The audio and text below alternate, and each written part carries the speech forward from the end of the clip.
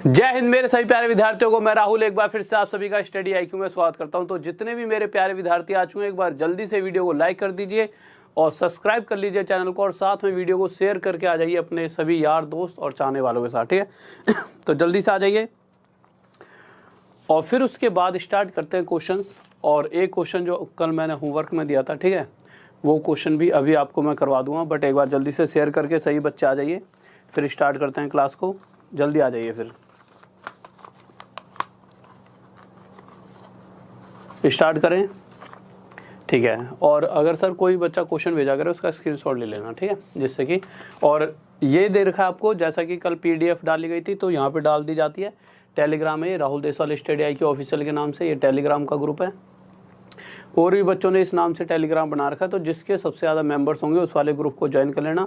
इसी तरह से फेसबुक पेज है मेरा, ये राहुल सर मैथ्स के नाम से, तो इस पर भी आप मुझसे जुड़ सकते हो। और साथ में Rahul Deswal study IQ Facebook ID और इंस्टा आईडी भी राहुल देसवाल स्टडी आईक्यू है, ठीक है। और ये टेलीग्राम का नाम भी राहुल देसवाल स्टडी आईक्यू है। तो स्टार्ट करते हैं पहले क्वेश्चन के साथ जल्दी से। तो पहला क्वेश्चन एक बार सर जी जल्दी से लगा दीजिए। तो पहला क्वेश्चन देखिए यार, आपके सामने आ चुका है। ये क्वेश्चन है जो कल मैंने आपको किस में दिया था, होमवर्क में, कि भाई हाँ इस क्वेश्चन का आपको कमेंट में आंसर देना है। तो एक बार जल्दी से जिस बच्चे ने कल सोल्व कर लिया था वो जल्दी इसका आंसर बताइए, फिर इसके ऊपर क्वेश्चन को हम सोल्व करके देखते हैं क्या कह रहा है, ठीक है। तो जल्दी से आ जाइए, क्या कह रहा है क्वेश्चन।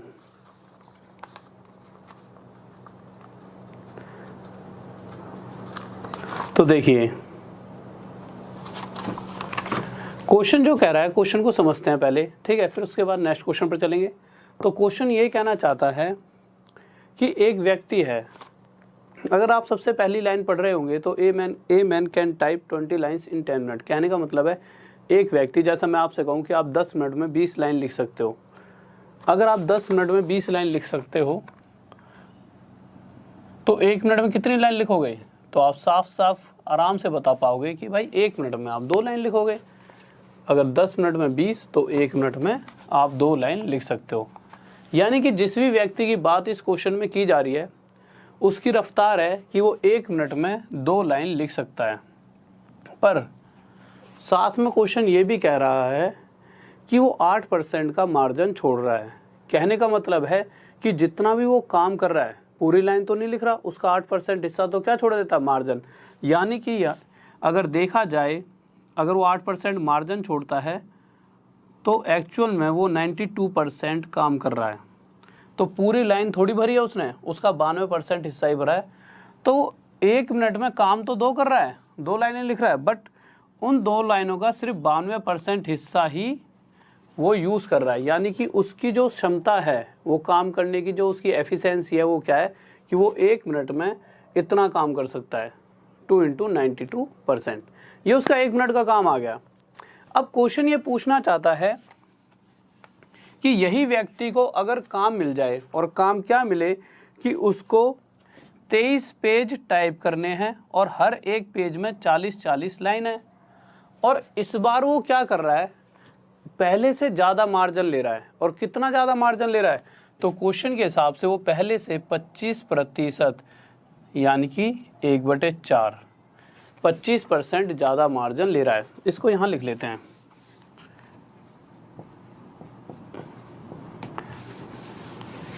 तो वो पहले से 25%, यानी कि 1/4। कहने का मतलब क्या है कि अगर वो पहले 4% का मार्जिन लिया करता था तो अब 25% ज़्यादा, यानी कि 1 ज़्यादा 5 का मार्जिन ले रहा होगा। क्वेश्चन कह रहा है कि पहले 4 का नहीं लेता था, 8 का लेता था, यानी कि इससे 2 टाइम ज़्यादा। तो इसी तरह से अब भी वो 5 ना लेकर 2 गुना ज़्यादा, एक्चुअल में 10% का मार्जिन ले रहा है। तो मैं क्या कहूँगा कि अब उसे जो काम करना है वो कितना करना है। उसके पास 23 पेज हैं और हर एक पेज पर 40 लाइन है, बट वो साथ में मार्जिन लेगा 10% का, जिस कारण से उस पेज पर जो लाइनें हैं उनका 90% हिस्सा ही वो टाइप कर रहा होगा। तो हम क्या कहेंगे, 23 पेज है, उन पे 40 लाइन है और उसका 90% हिस्सा इसे काम करना है। इस काम को उसे करना है और हमें पता है कि उसकी रफ्तार क्या है, कि वो जो व्यक्ति है वो 1 मिनट में इतना काम कर सकता है। कितना काम, इतना। तो हम क्या करेंगे, अगर ये टोटल काम है और हमें पता है उसका 1 मिनट का काम ये है, तो इससे डिवाइड करके देख लेंगे। और जब डिवाइड करेंगे तो यहाँ से क्या होगा, ये परसेंट से परसेंट हटेगा सबसे पहले, 23 से ये 4 पर जाएगा, ठीक है। और जब आप आगे जाओगे तो 4 से इसे करोगे तो 10 पर, और 2 से ये 5 पर, और 9 5 जा 45। यानी कि अगर इस पूरे काम को करने में, अगर वो 1 मिनट में इतना काम करता है तो इस पूरे काम को करने में उसे 9 पंजे 45, 9 5 जो 45, 950 मिनट लगने वाले हैं। और ये क्या आ गया इसका आंसर? किसी को डाउट? सॉरी, 450 मिनट लगने वाले हैं। कितने? 450। तो ये क्या आ गया इसका आंसर? किसी को डाउट? बहुत बढ़िया, शाबाश। इसी तरह से एक बार 20 क्वेश्चन देखते हैं। 20वां क्वेश्चन लगा दीजिए पहले, ठीक है। तो 20वां क्वेश्चन आपके सामने आ चुका है। तो इस क्वेश्चन के अंदर है बहुत ईजी सा, बट अगर जब आप इसे सोल्व करोगे तो जो आंसर आपका आने वाला है वो आंसर ऑप्शन में आपको दिखेगा ही नहीं। तो आपको लगेगा ये क्वेश्चन गलत है। तो ये हाल फिलहाल एक एग्जाम में पूछा गया था, ठीक है। तो बहुत अच्छा क्वेश्चन है ये। तो एक बार जल्दी से इसका आंसर दीजिए क्या हो सकता है। और ध्यान से क्वेश्चन पढ़ना। क्वेश्चन आपको छोटा लग रहा होगा, बट जब आप इसे सोल्व करोगे तो आप देखोगे कि इस क्वेश्चन में गलती होने के चांसेस ज़्यादा हैं। तो जल्दी से बताइए। हाँ भाई, तो जल्दी से इस क्वेश्चन को देखिए। बहुत ही प्यारा सा क्वेश्चन है। ऐसा नहीं है कि क्वेश्चन बहुत टफ है, या ऐसा भी नहीं कि बहुत आसान है, क्योंकि क्या है, इसमें गलती होने के चांसेस बहुत ज़्यादा हैं। वो तो ऑप्शन इस तरह से हैं कि बच्चे को पता लग जाए कि गलत कर दिया है। अगर ऑप्शन थोड़े से और मतलब कठिन बना दिए जाते तो गलती हो जाती। तो क्वेश्चन क्या है, कह रहा है, देखिए ध्यान से देखिए। क्वेश्चन के अंदर कह रहा है, 20 क्वेश्चन है ना, देखिए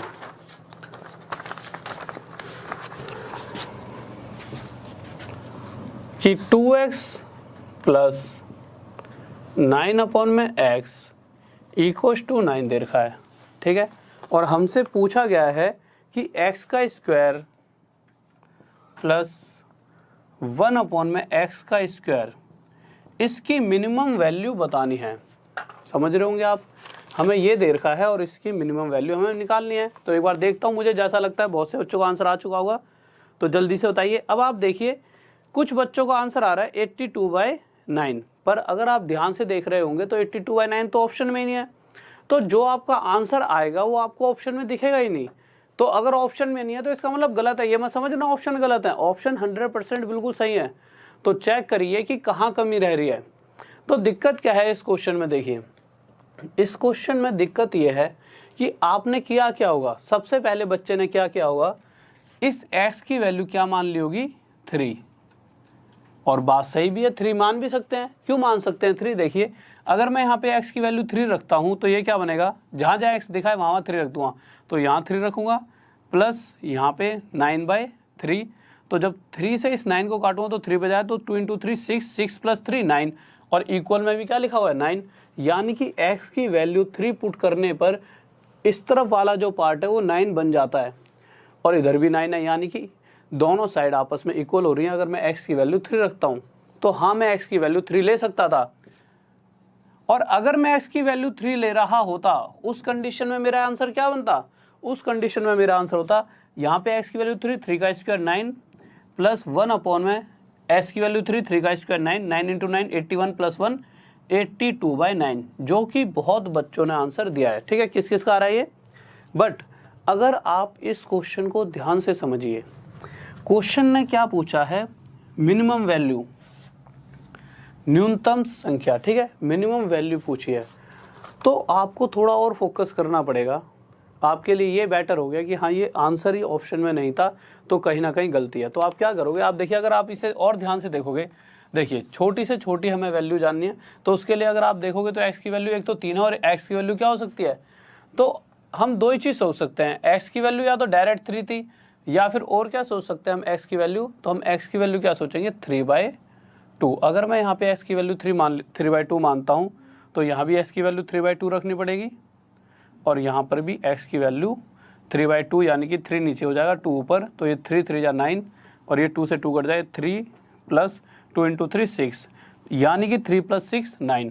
तो यहाँ पर अगर मैं x की वैल्यू 3/2 लेता हूँ, उस कंडीशन में भी मेरा आंसर, मतलब इस तरफ वाला पार्ट मेरा 9 बन रहा है। यानी कि अब आपको देखना है x3 और x 3/2, इन दोनों पर इसकी वैल्यू 9 आ रही है। बट मिनिमम का मतलब क्या है? इन दोनों में से जो छोटा है वो वैल्यू पुट करनी पड़ेगी। छोटी कौन सी? 3/2। तो यहाँ इसकी वैल्यू क्या पुट करेंगे? 3/2। और 3/2 का होल स्क्वायर यानी कि 9/4, और ये क्या है उल्टा, यानी कि ये 4/9 हो जाएगा। जब इसे सोल्व करोगे तो नीचे आ जाएगा 36, 4 से 9 पे 9 9 जा 81 प्लस 9 से 4 4 जा 36, सॉरी 4 4 जा 36 कह रहा हूँ, 4 4 जा 16, और जब इन दोनों को जोड़ोगे तो 6 और 1 7, यहाँ तक दिख रहा है, ठीक है, 6 और 1 7, 8 और 1 97/36 हमारा क्या आ जाएगा आंसर। किस किस का आ रहा है जल्दी से बताइए। बहुत बेहतरीन, तो इसका आंसर क्या आ जाएगा, बहुत बढ़िया, तो इसका आंसर आ जाएगा हमारा 97/36, ठीक है, यहाँ पर लिख देता हूँ, इसका आंसर क्या आ जाएगा 97/36, ये हमारा आंसर हो गया। तो ये वो क्वेश्चन है जो आसान दिखते हुए भी हमें कभी कभी औरों से आगे भी ले आएंगे और औरों से पीछे भी, अगर हम नहीं कर पाए तो औरों से पीछे हैं, और जबकि देखा जाए तो क्वेश्चन बहुत ईजी है, बट अगर उस वक्त प्रेजेंस ऑफ माइंड पेपर के वक्त वो 1.5 घंटे हमारा पूरा 1 साल तय करवा देते हैं, वो 1.5 घंटे की हाँ हम लायक हैं कि नहीं उस जॉब के, ठीक है। तो हर तरीके से हमें हर चीज़ को आना चाहिए, इसीलिए मैंने एक क्वेश्चन भी उठाया जिससे कि अगर आपके एग्जाम में भी आता है तो आप इसे जल्दी से जल्दी सबसे पहले आंसर दे पाएँ। फिर देख लेते हैं इसके बाद हम अपना सेकंड क्वेश्चन। तो दूसरा क्वेश्चन लगाइए क्या कह रहा है। तो दूसरा क्वेश्चन देखते हैं।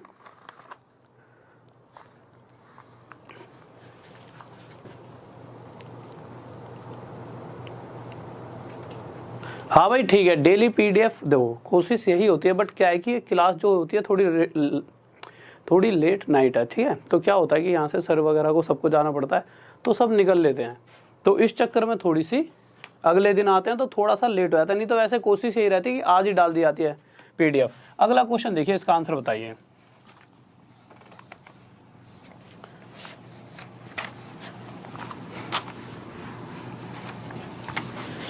हाँ भाई अगले क्वेश्चन पर आ जाइए।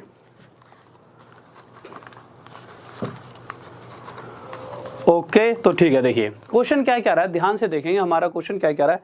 तो क्वेश्चन कह रहा है कि x एक छोटे से छोटा ऐसा नंबर है जिसको 5 6 7 8 अगर इन सभी से डिवाइड किया जाता है तो हर कंडीशन में 3 रिमेनिंग बचता है, यानी कि 3 शेष बचेगा।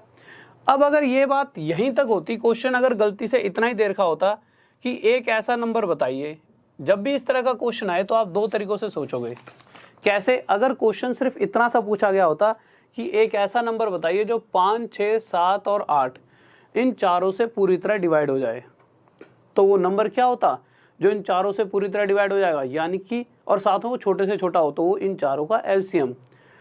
तो एलसीएम कैसे निकालते हैं, देखो यहाँ से 5 आ गया, 7 भी आ जाएगा, पूरा 8, अगर यहाँ से लेंगे तो पूरा 6 नहीं लेंगे क्योंकि इसका 2 तो यहाँ पे ले लिया है, तो यहाँ से आ जाएगा 3। और एलसीएम बहुत अच्छी तरह से मैंने समझा रखा है, इसलिए बार बार नहीं बताऊंगा कैसे एलसीएम लेते हैं, ठीक है। तो 8 × 5 40, 7 × 3 21, और 21 से इसकी मल्टीप्लाई करूँ तो 840, यानी कि इसका एलसीएम आ जाएगा 840। तो जो 840 जो आया है ये है क्या, ये एक ऐसा नंबर है जो 5 6 7 और 8 से इन सभी से पूरी तरह क्या हो सकता है, डिवाइड, पूरी तरह से विभाजित हो जाएगा। पर क्वेश्चन ये चाहता है कि हर कंडीशन के अंदर रिमेनिंग बचे कितना शेष बचे। तो क्वेश्चन कह रहा है हर कंडीशन में 3 शेष बचे। अगर क्वेश्चन ये पूछता है कि हर कंडीशन में 3 शेष बचे, 3 रिमाइंडर बचे, तो आंसर बताइए, तो हम सीधा इसमें 3 जोड़ते और हमारा आंसर 843 हो जाता और कहानी खत्म यहीं पर। इसके आगे हमें कुछ सोचने की जरूरत ही नहीं पड़ती। पर कहानियाँ खत्म ही नहीं हो रही, क्यों? क्योंकि वो ये भी चाहता है कि 3 बचे शेष, मतलब शेष तो 3 भी बचे, बट साथ में वो नंबर पूरी तरह से 9 से डिवाइड भी होना चाहिए। इस तरह से क्वेश्चन चाह रहा है। तो हमने क्या करा, अगर आप एक बात बताइए, हमने ना इसको इस तरह से लिख लिया 840 k + 3, हमने इसके साथ k और लिख दिया, यानी कि अगर 840 किसी नंबर से पूरी तरह डिवाइड है तो उसके साथ में कुछ भी मल्टीप्लाई कर दूं वो भी पूरी तरह, मतलब अगर 840 8 से पूरी तरह डिवाइड है तो आप ये बताइए, अगर इसके साथ 2 की मल्टीप्लाई करूँगा क्या ये 8 से डिवाइड नहीं होगा? अगर मैं 3 की कर दूँगा तब भी 8 से होगा, 4 कर दूँगा तब भी। तो मैंने इसको क्या लिख दिया 840 k + 3, और मैं ये चेक करूँगा कि ये 9 से कब डिवाइड होगा, यानी कि k की ऐसी वैल्यू क्या रखी जाए कि ये पूरी तरह 9 से डिवाइड हो जाए। तो उसके लिए जब मैंने देखा कि 840 में से कितना गायब हो सकता है 9 से, तो 9 से जब मैंने इसे देखा तो 9 9 जा 81, यहाँ पर क्या बचा 30। तो यहाँ पर अभी क्या रह गया, तो अगर देखोगे 9 9 जा 81, 81 के बाद यहाँ पे 30, 9 3 जा 27, यहाँ पे रह गया 3k + 3। ठीक है, अब k की ऐसी वैल्यू सोचिए, पहले इसको यहाँ से हटाई देता हूँ। तो k की ऐसी वैल्यू सोचिए, या फिर यहाँ पे लिखे रहने दो, नहीं तो कंफ्यूज हो जाओगे आप। तो k की ऐसी वैल्यू सोचिए कि k की वैल्यू रखते ही 9 से डिवाइड हो जाएगी पूरी वैल्यू, तो आप कहोगे k की वैल्यू यहाँ पर 2 होगी, यानी कि यहाँ से हमें k की वैल्यू मिल चुकी है। अगर मैं k की वैल्यू यहाँ पर 2 पुट कर देता हूँ तो ये नंबर क्या बन जाएगा, 2 4 जा 8, 2 8 जा 16 प्लस में 3, और जब इसे जोड़ूंगा तो ये कितना बन जाएगा 1683। पर उसने ये नहीं पूछा कि ये जो नंबर है वो है कितना, वो ये पूछ रहा है कि जो इसके अंक है, जो इसकी डिजिट है, इन सभी का टोटल बताइए। तो जब इन सभी का टोटल करूँगा तो ये होगा कितना मेरा 6 3 4 6 3 9 और 1 10 और 8 18। तो कह रहा है इसके अंकों का जोड़ कितना होगा, तो 18 ही हमारा क्या आ जाएगा आंसर। किसी को डाउट? बहुत बढ़िया भाई, 840 तो यार इन तीनों चारों नंबरों का एलसीएम है। ठीक है, एक्शन को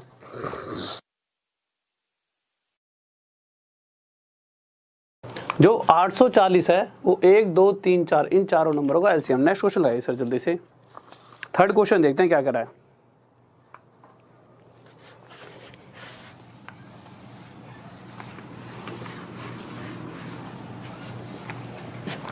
तो थर्ड क्वेश्चन की तरफ आ जाते हैं। क्वेश्चन कहना चाहता है, मार्कर दीजिए एक बार, एक सेकंड रुकिए आप जब तक भाई थर्ड क्वेश्चन करिए जल्दी से, ठीक है। और थर्ड क्वेश्चन का आंसर बताइए, आपके पास पूरे 20 सेकंड का समय है, जल्दी से बताइए थर्ड क्वेश्चन का आंसर क्या होगा। हाँ भाई जल्दी से बताइए थर्ड क्वेश्चन का आंसर क्या आएगा, जल्दी से। चलो ठीक है, मैं करवा देता हूँ। वैसे आप सभी का आ गया, किसी का की नहीं आया, चलो बाद में देख लो किस किस का आ गया। सर एक बार नाम देखते रहना किस किस का सबसे पहले आंसर आ रहा है, ठीक है। तो क्वेश्चन देखिए, क्वेश्चन क्या क्या रहा है। क्वेश्चन के आखिरी में पूछा क्या गया है, यही क्वेश्चन है ना, ठीक है।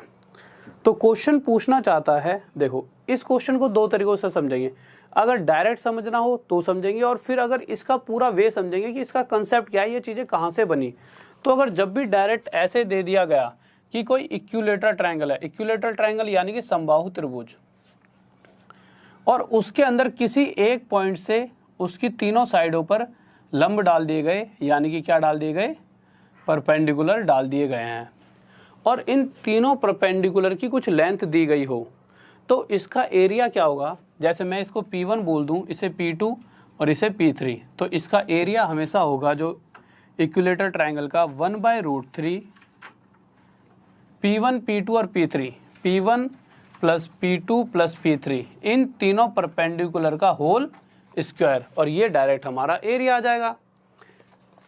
इसका एक पूरा वे भी होता है जो थोड़ा सा लंबा जाता है, और इसका एक तरीका ये भी है कि अगर इसका क्षेत्रफल निकालना है तो 1/√3 और तीनों जो परपेंडिकुलर जो लंब डल रहे हैं उन तीनों का जोड़ और उसका स्क्वायर। अगर आप देखोगे P1 P2 और P3 की जो वैल्यू दे रखी है क्वेश्चन के अंदर, वो क्या दे रखी है, √3 2√3 और क्या दे रखा है 5√3। अगर मैं यहाँ पर इसका एरिया जानना चाहूँ तो ये 1/√3 इन तीनों का टोटल, यानी कि इन तीनों का टोटल कितना हो जाएगा 8√3 का होल स्क्वायर। 8√3 का होल स्क्वायर का मतलब क्या है, तो आप क्या कहोगे, इसका मतलब है, इसको 1/√3 को यहीं लिख देते हैं, 8√3 × 8√3, यही तो मतलब है। वैसे मैं डायरेक्ट भी लिख सकता था, बट ऐसा करने से आपकी कैलकुलेशन ईजी होगी।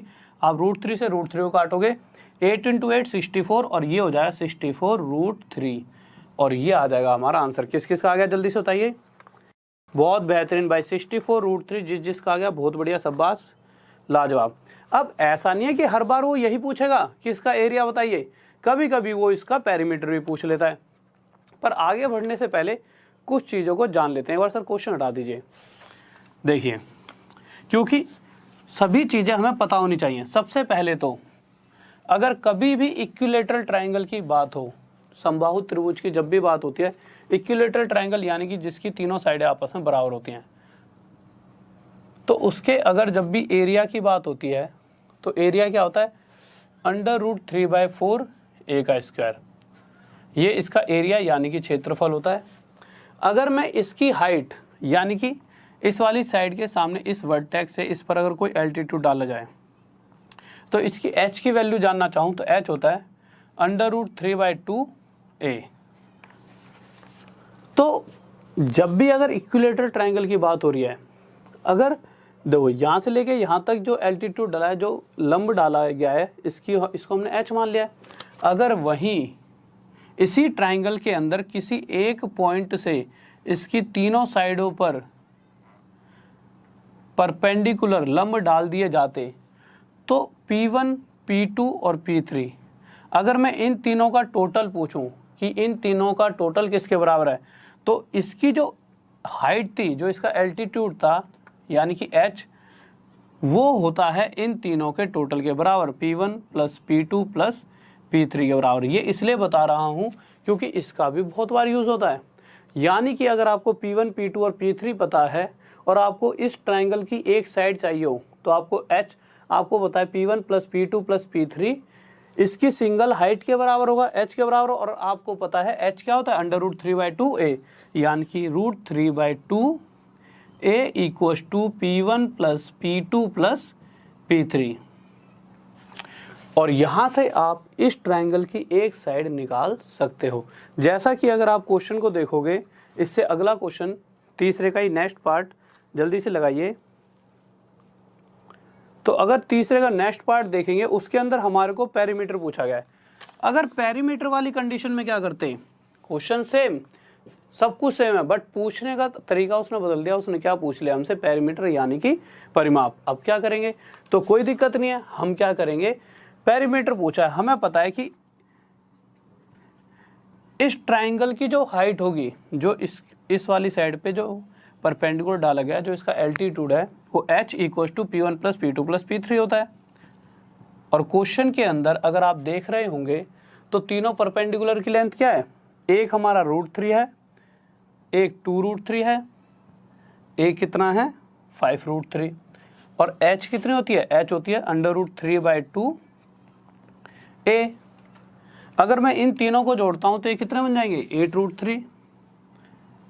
अच्छा, पिछली बार हमने डायरेक्ट फॉर्मूला लगाया था, यहाँ पर क्यों यूज नहीं करा फॉर्मूला, क्योंकि वो एरिया का था, क्षेत्रफल का। और यहाँ क्या पूछा गया है, पेरीमीटर। पेरीमीटर यानी कि इस ट्रायंगल की तीनों साइड का टोटल, और ये तभी निकाल सकते हैं हम तब हमें एक साइड पता हो। अगर हमें इसकी एक साइड पता लगेगी तो हमें पता है इसकी तीनों साइड इक्वल होती हैं, इसीलिए मैंने इस तरीके का यूज़ करा।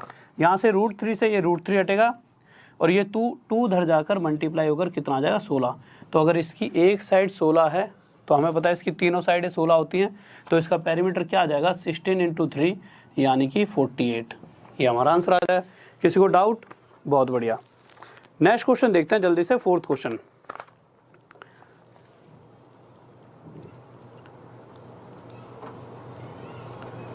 ओके भाई, बहुत बढ़िया, शाबाश, लाजवाब, गजब, बहुत बेहतरीन। नेक्स्ट क्वेश्चन की तरफ चलते हैं, जल्दी से देखिए क्या कह रहा है। एक बार जल्दी से क्वेश्चन पढ़ लीजिए और जल्दी से आंसर दीजिए, ठीक है, फिर आगे बढ़ते हैं।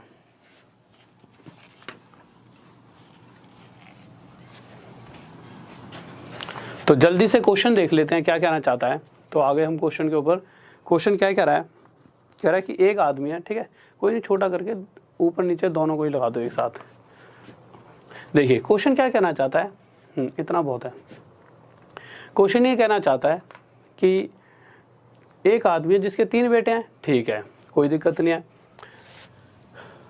तो क्वेश्चन के हिसाब से पहले जो 2 बेटे हैं ए और बी, अगर पहला बेटा ए किसी काम को 24 दिन में करता है तो दूसरा बेटा बी उसे 36 दिन में करता है, और तीसरे बेटे की तो बात ही नहीं की गई, सीधा का सीधा इनके पिताजी की बात की गई है। इनके जो फादर साहब हैं वो उसी काम को 3/11 डेज में कर सकते हैं।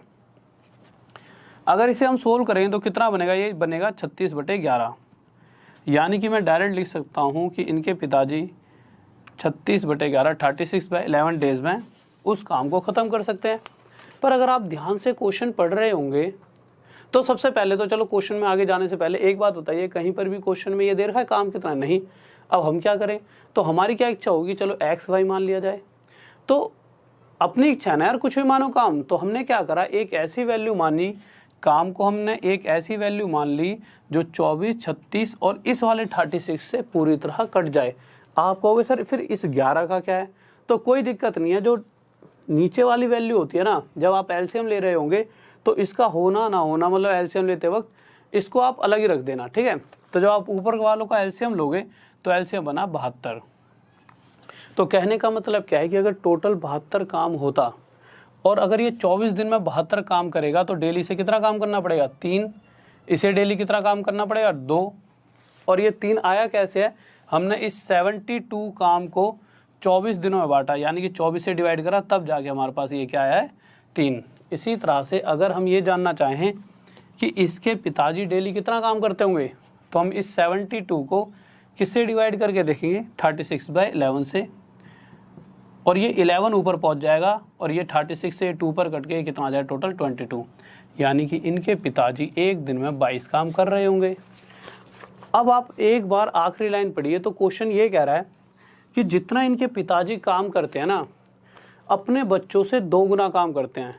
कहने का मतलब है ये जितना काम कर रहे हैं, इनके तीनों बच्चे इनसे सिर्फ आधा ही काम कर पा रहे होंगे। तो इसका आधा अगर देखा जाए तो कितना होगा, 11। या फिर आप देख भी लीजिए, अगर मैं कहूँ ए, बी और सी तीनों मिलकर 11 काम करेंगे तो इनके पिताजी जो हैं इनसे 2 गुना, तो 2 गुना यानी 2 टाइम्स, तो 11 का 2 टाइम्स कितना हो गया, 22। तो क्वेश्चन क्या भी रहा है, 22 काम करते हैं। पर इस 11 में से ए और बी 3 और 2 काम कर देते हैं, तो अभी भी कितना काम बचा हुआ है। अगर टोटल तीनों 11 करते हैं, इसमें से ए ने 3 करा, बी ने 2 करा, तो बचा हुआ 6 काम कौन कर रहा होगा, सी। अगर सी एक दिन में 6 काम करता है तो 2 दिन में 12 करेगा। और इस तरह से काम करते हुए अगर वो इस पूरे काम को ख़त्म करना चाहे 6 की रफ्तार से, तो कितने दिन में कर पाएगा, 12 दिन। ये क्या आ जाएगा हमारा answer.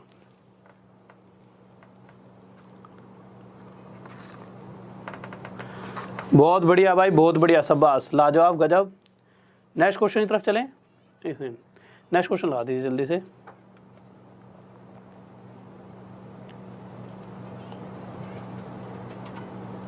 Okay, thank you Om Prakash Saini, love you मेरे भाई, बहुत बढ़िया, शाबाश, गजब। नेक्स्ट क्वेश्चन देखते हैं क्या कह रहा है। और ऐसे अच्छे काम करते रहने चाहिए, ठीक है। कुछ नहीं तो पेरेंट्स को तो हमेशा खुशी होगी, ठीक है। तो अगला क्वेश्चन देखिए क्या कह रहा है। तो अगले क्वेश्चन पर आ गए हम, और थोड़ी सी अगर स्पीड बढ़ा दूं, हाँ भाई जल्दी से एक बार आंसर देने से पहले एक कमेंट कर दीजिए कि इसी स्पीड से पढ़ाता रहूं या थोड़ी सी स्पीड बढ़ा दूं, जल्दी से बताइए।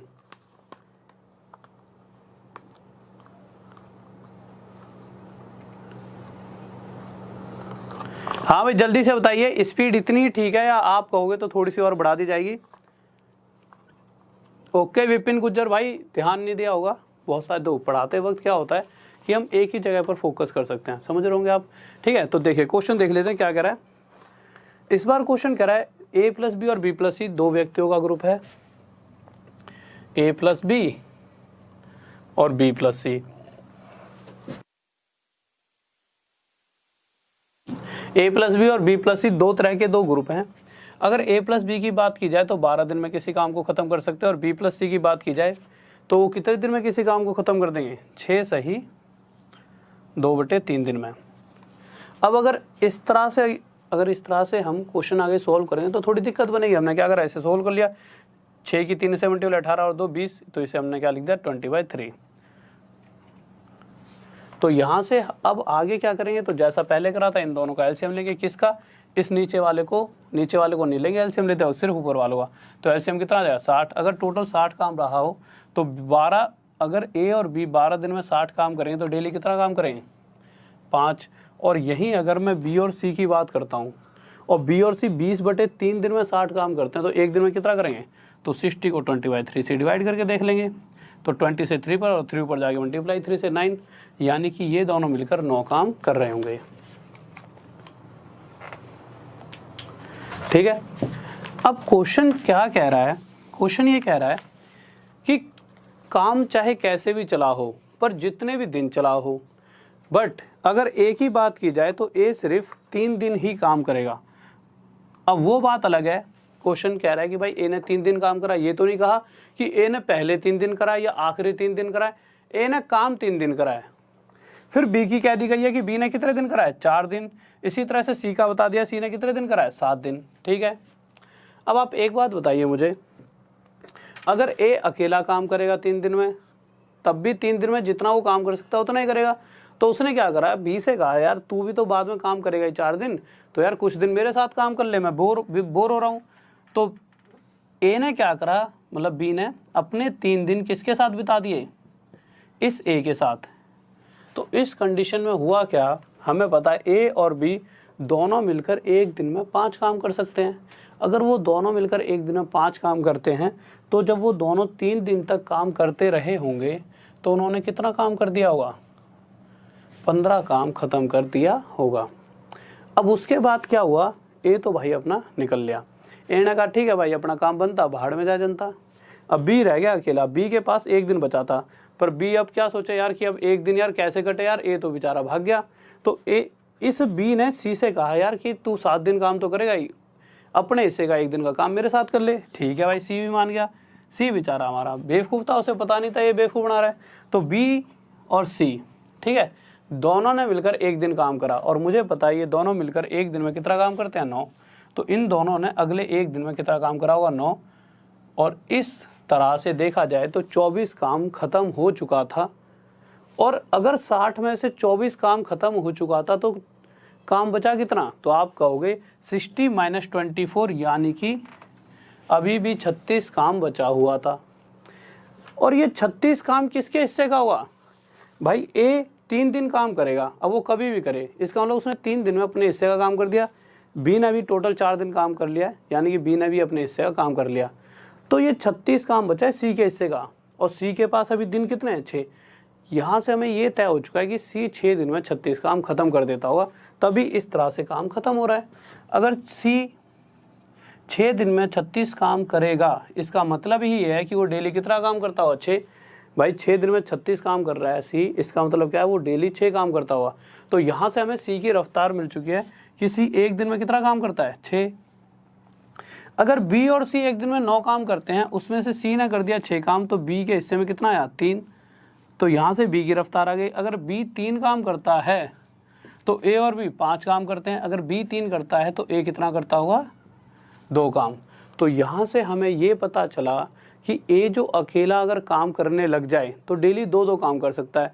पर क्वेश्चन जो पूछ रहा है, क्वेश्चन क्या पूछना चाहता है कि अगर ए इस पूरे काम को अकेला करेगा तो कितने दिन लेगा। तो देख लेते हैं भाई कितने दिन लेगा।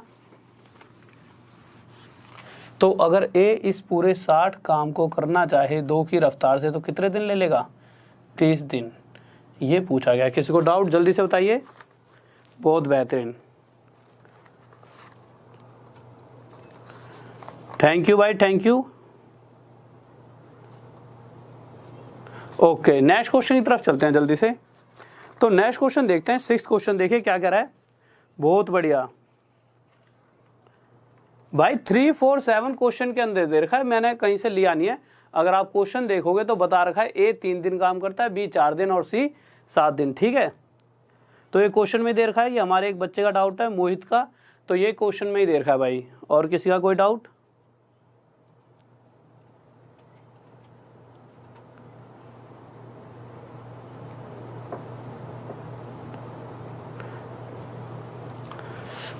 अच्छा भाई, समीर सही कह रहे हैं। देखिए यार, अगला क्वेश्चन क्या कह रहा है, बहुत ही प्यारा सा क्वेश्चन, और ध्यान से करेंगे कि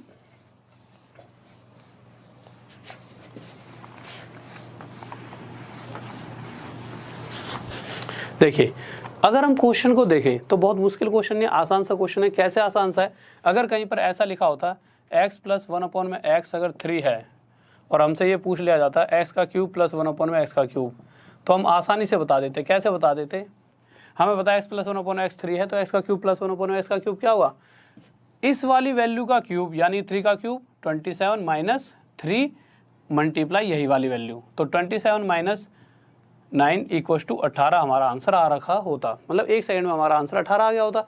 बट ये जो क्वेश्चन पूछ रहा है वो क्या पूछ रहा है, ये देखते हैं ध्यान से। क्वेश्चन कह रहा है कि p प्लस, थोड़ा सा दूर रख लेते हैं जिससे ऐसे लिख लेते हैं, p + 1 p + 2 = 1 दे रखा है।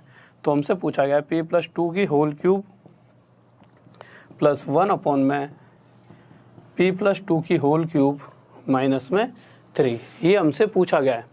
अगर आप ध्यान से देखोगे तो आप एक चीज़ देखिए, मैंने आपको क्या बताया, अगर यहाँ p प्लस 2 है और यहाँ p प्लस 2 है तो हमें क्वेश्चन को, मतलब जो ये हमें गिवन दे रखा है यहाँ पर, इसको हमें इसी की तरह बनाना पड़ेगा, तभी हम यहाँ तक पहुँच पाएंगे। यानी कि यहाँ p प्लस 2 है तो यहाँ भी p प्लस 2 होना चाहिए, इसके लिए मैंने यहाँ पर 2 जोड़ दिया। पर मेरी इच्छा थोड़ी है मैं जो मर्जी कर लूँ, तो मैंने क्या करा, अगर मैंने यहाँ 2 जोड़ा तो ये रूल है कि अगर इक्वल के इधर अगर हम कुछ भी जोड़ते हैं तो हमें इक्वल के उधर भी जोड़ना पड़ेगा। तो यानी कि मुझे यहाँ भी 2 जोड़ना पड़ा, जिस कारण से 1 और 2 कितना हो चुका है, 3। और अगर आप क्वेश्चन को ध्यान से देख रहे होंगे तो p plus 2 plus 1 upon p plus 2 अगर 3 है तो इसी तरह से p प्लस 2 की cube plus 1 upon p plus 2 की क्यूब, सिर्फ इतना निकालना चाहूँ, इस -3 को यहाँ दूर रख लो, ठीक है। तो इसका आंसर क्या होगा, तो मुझे पता है इसका आंसर क्या होता है, इस वाली वैल्यू का क्यूब माइनस में 3 मल्टीप्लाई यही वाली वैल्यू यानी कि 9, तो इसका आंसर आ जाएगा हमारा 18। बट क्वेश्चन के अंदर यहाँ पे माइनस क्या है, ये लिखा हुआ 3, तो जब इस 18 में से 3 माइनस करेंगे तो हमारा आंसर क्या बनेगा, 15। किसी को डाउट? बहुत बढ़िया, शाबाश। हाँ भाई, गरीवार अहिरवार भाई अनब्लॉक तो तभी तो आप कमेंट कर पा रहे हो। देखियो भाई, कोई बच्चा ऐसा जिसको ब्लॉक कर रखा हो, किसी को अगर ब्लॉक कर रहा है तो बता देना, मतलब ब्लॉक कर रखा हो सर ने, बता देना, अनब्लॉक करवा देंगे, ठीक है। ओके, हाँ भाई समीर सिंह, पढ़ ले भाई, पढ़ ले, कैसे हैं तेरे, कैसे तू हमारी बेइज्जती करवा के मानेगा। तो 7वें क्वेश्चन का आंसर दीजिए जल्दी से, 7th लगा दीजिए जल्दी से। तो देखिए 7th क्वेश्चन आपके सामने आ चुका है, थोड़ा सा बड़ा कर दो क्वेश्चन को, 7th को।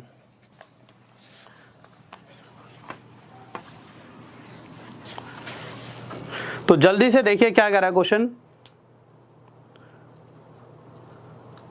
हाँ भाई देखिए, जो आपकी रेलवे वाली क्लास है वो आपकी चला करेंगी रेलवे की, कोई भी, मतलब मंडे, ट्यूसडे और वेडनेसडे, ठीक है। कल से एक ऐसे टाइम टेबल बनवा दूंगा, उसमें जो होता नहीं है जैसे दिख जाता है, जिसमें लिखा होता है, और उसके बाद वेडनेसडे का थर्सडे, फ्राइडे और सैटरडे, इन 3 दिन जो आपकी क्लास चला करेगी वो किस चीज़ की क्लास चला करेगी, वो आपकी क्लास चला करेगी जैसे SSC, CGL, UPSI, Bihar SI, इस लेवल तक के सभी क्वेश्चंस उसमें कराया करूँगा। तो इस तरह से चलेंगे। और एक बात और, कल जो आपकी क्लास होगी वो ट्रिपलेट की होगी, ठीक है। तो ये तो सभी के लिए बहुत ज़रूरी है, तो कल वाली क्लास जरूर देख लेना, उसके अंदर बहुत सारी चीज़ें कराऊंगा, ठीक है। अब क्वेश्चन देखिए जल्दी से क्या करा है, तो क्वेश्चन देख लेते हैं, जल्दी से आंसर बताइए।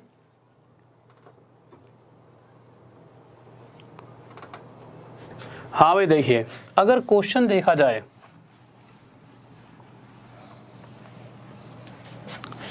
तो क्वेश्चन क्या कह रहा है, कह रहा है कि 1 अपॉन में 1 मल्टीप्लाई 2 मल्टीप्लाई 3, ये क्वेश्चन थोड़ा सा अलग है, ठीक है। तो क्वेश्चन ने दे रखा है कि अगर इस तरह से क्वेश्चन दे दिया जाए,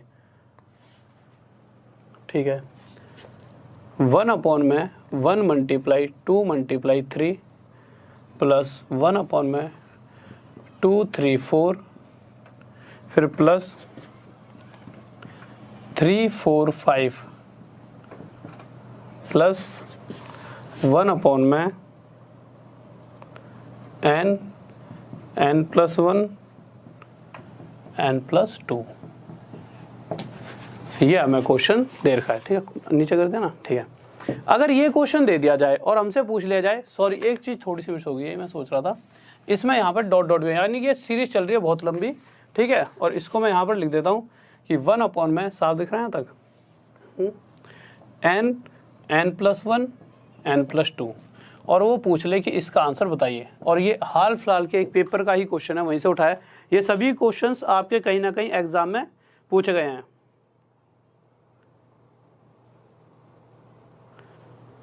अरे यार, जब मैंने पिछली बार बताया तो था सैटरडे को ट्रिपलेट की क्लास होगी, तो मेरी कल क्यों नहीं होती? कल तो सैटरडे है ही, कल सैटरडे ही है ना।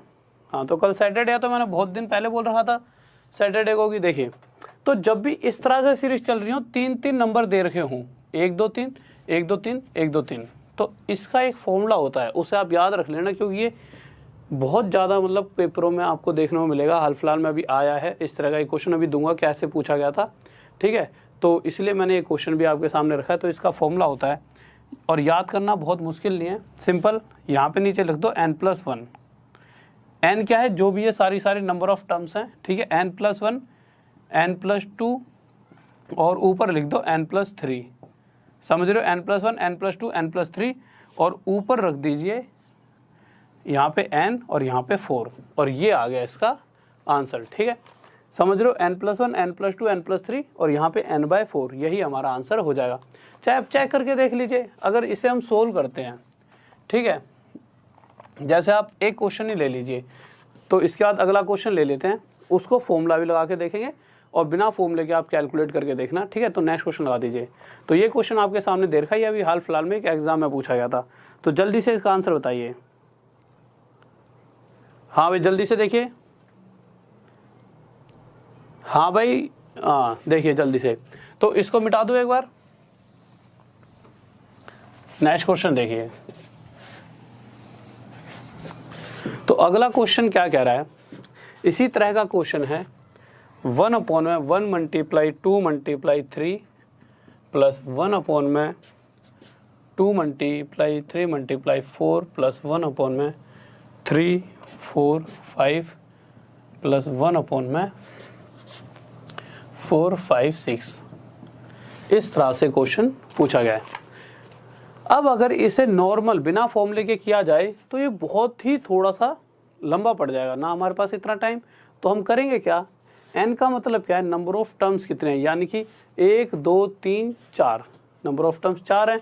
तो जहाँ पे n लिखा है वहाँ पे 4 लिखेंगे, फिर आगे n+3 यानी कि 4 और 3 7, फिर नीचे 4 तो है, n की वैल्यू 4 आ रखी है, 4 और 1 5 और 4 और 2 6।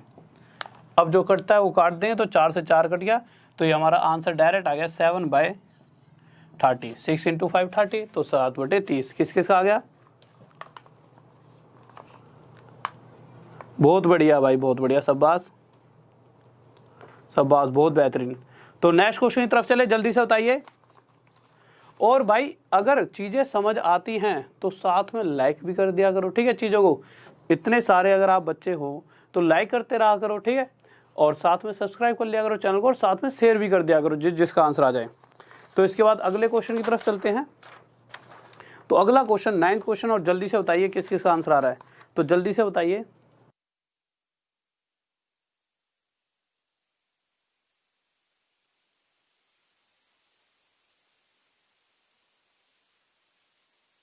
हाँ भाई, तो जल्दी से अगले 9वें क्वेश्चन का आंसर बताइए क्या होगा, जल्दी से देखिए क्या होगा।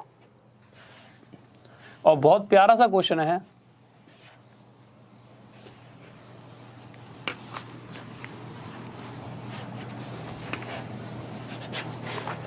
तो 9वां क्वेश्चन देखते हैं क्या कहना चाहता है। तो 9वें क्वेश्चन पर आते हैं।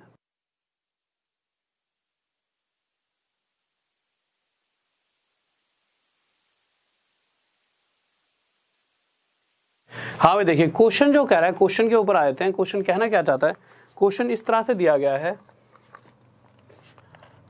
1/3 प्लस 3/4 प्लस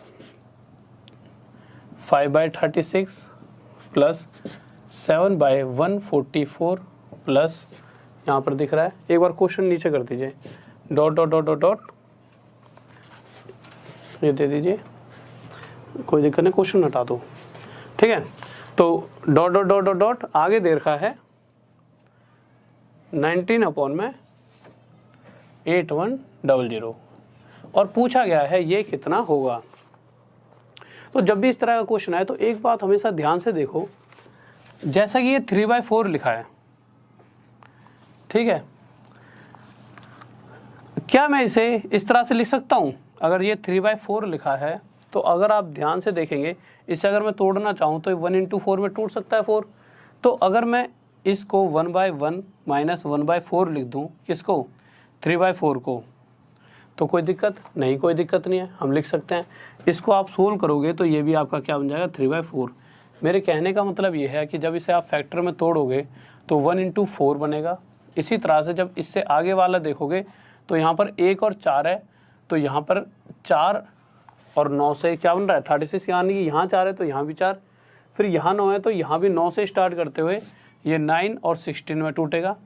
और इसके अंदर एक बहुत ही ज़्यादा जो बात देखने को मिलेगी वो क्या होगी, 1 और 4 के बीच में जो गैप है 3 का है वो इसके ऊपर लिखा है, 4 और 9 के बीच में जितना गैप है 5 का वो कहाँ लिखा है यहाँ पर, और 9 और 16 के बीच में जो गैप है वो कितने का है 7 का, वो कहाँ लिखा है ऊपर। ऐसा नहीं है कि 36 तो भाई 12 3 या 36 भी होता है, बट इस तरह से तोड़ना है कि इन दोनों के बीच में टूटने के बाद जो गैप है उतना रहे जितना ऊपर लिखा हुआ है। और अगर आप कहो सर इसे क्यों नहीं लिया, तो ये सीरीज से बाहर है। क्यों, अगर इसे मैं तोड़ लूँ ऐसे 1 into 3 तो ऐसा 4 टूटे, मतलब 3 into से कुछ भी मिलकर 4 बनेगा ही नहीं, यानी कि ये सीरीज कहाँ से स्टार्ट है, कहीं ना कहीं ये सीरीज यहाँ से स्टार्ट है। ये एक्स्ट्रा है, इसको बाद में देखेंगे, पहले यहाँ से आगे का काम करते हैं। और अगर इसकी बात की जाए तो इसे कैसे तोड़ सकते हैं हम, 81 × 100, इनके बीच का गैप देखेंगे तो 19 बनेगा। ठीक है, और मैंने क्या बताया था कि इसको मैंने क्या कहा था कि जब भी 4 को किस में तोड़ा है 1 into 4, इन दोनों के बीच में कितना गैप है 3 का, तो इसे मैं ये लिख सकता हूँ 1 के अपॉन में आगे वाली वैल्यू माइनस 1 के अपॉन में पीछे वाली वैल्यू 4, और इसका मतलब भी 3/4 है। तो इसी तरह से अगर मैं इसको लिखने चाहूँ तो 1 के अपॉन में 4, ये तो प्लस का होगा, माइनस में जो अगले वाली वैल्यू है 1 के अपॉन में 9, पर वो माइनस की, इसी तरह से प्लस 1/9 और ये minus 1/16 plus dot dot dot dot dot, ये प्लस का हो जाएगा 1/81 माइनस 1/100। ठीक है, एक बार क्वेश्चन थोड़ा सा हटा दीजिए। ठीक है, ठीक है। अब जब इसे हम सोल्व करेंगे तो आप देखोगे, अगर मैं इसको अभी मैंने साइड में रखा हुआ है इसको +1/3 को, ठीक है, अगर आप देख रहे होंगे कि पहले जो दोनों हैं इन दोनों में से जो दूसरे वाले से अगले वाले का पहले वाला कट रहा है, तो दूसरे वाले से अगले वाले का पहला, दूसरे वाले से अगले वाले का पहला, दूसरे वाले से अगले वाले पहला, तो जो आखिरी वाले का दूसरे वाला होगा उससे इसका पहले वाला कट जाएगा और हमारे पास बचेगा क्या, यहाँ 1/1 1 बच जाएगा, ये 1/3 प्लस में है ही, और यहाँ आखिरी का -1/100 हमारे पास रह जाएगा। अब जब इसे आगे हम सोल्व करेंगे तो जब बस इसको सोल्व करेंगे तो ये 4/3 हो जाएगा, और जब आगे सोल्व करेंगे तो ये आ जाएगा 300 और ऊपर आ जाएगा 397। इसको सॉल्व करके देख लेना, ठीक है, और ये आ जाएगा 397/300। हमारा आंसर किस किस का आ गया, बहुत बढ़िया, बेहतरीन, शाबाश, लाजवाब, बहुत बढ़िया हैं, सभी के सभी बहुत खिलाड़ी हो गए हैं तभी आंसर देते हो, बहुत बेहतरीन। तो नेक्स्ट क्वेश्चन की तरफ चलें, जल्दी से बताइए और मार्क कर दीजिए एक बार। तो नेक्स्ट क्वेश्चन देख लेते हैं क्या कहना चाहता है। तो नेक्स्ट क्वेश्चन पर आ जाइए, हमारा है क्वेश्चन 10th क्वेश्चन है, 10th क्वेश्चन है, 10वां क्वेश्चन है पक्का, ठीक है। तो 10th क्वेश्चन पर आ जाइए, जल्दी से देखते हैं क्वेश्चन क्या कहना चाहता है। बहुत प्यारा सा क्वेश्चन है और इस क्वेश्चन के अंदर जल्दी से आंसर देना, 10 सेकंड का आपके लिए टाइम है और जल्दी से बताइए इसका आंसर क्या हो सकता है। ज़्यादा मुश्किल क्वेश्चन नहीं है, बट क्या होता है कि इस क्वेश्चन के अंदर अक्सर थोड़ी सी बच्चा गलती करने की, मतलब थोड़ी सी गलतियां हो जाती हैं, ठीक है। तो अगर ध्यान से इस क्वेश्चन को देखोगे तो जल्दी से एक बार आंसर दीजिए, किस किसका आ गया, जल्दी से बताइए। चलो मैं कराता ही हूँ मैं बाद में देख लूँ किसका आ गया, ठीक है। तो क्वेश्चन क्या कह रहा है, क्वेश्चन ये कह रहा है कि the length of each side of a rhombus is equal to the length of the side of a square. कहने का मतलब है, सबसे पहली बात तो जो रोम्बस है उसकी कोई भी साइड नहीं दे रखी, बट बता रखा है जो उसकी साइड है वो किसी एक स्क्वायर, कोई जो वर्ग है उसकी साइड के बराबर है, बट साइड हमें उस स्क्वायर की नहीं दे रखी। हमें दे क्या रखा है, हमें बता रखा है जो स्क्वायर है उस स्क्वायर का जो ये डायगोनल है वो कितना है 40√2, और मैंने आपको ये बता रखा है कि अगर डायगोनल 40√2 है या फिर कुछ भी हो तो √2 से मिलकर जो भी वैल्यू उसके साथ लिखे √2 के साथ, यानी कि 40, जो √2 के साथ जो भी वैल्यू लिखी है वही क्या हो जाती है इस स्क्वायर की साइड।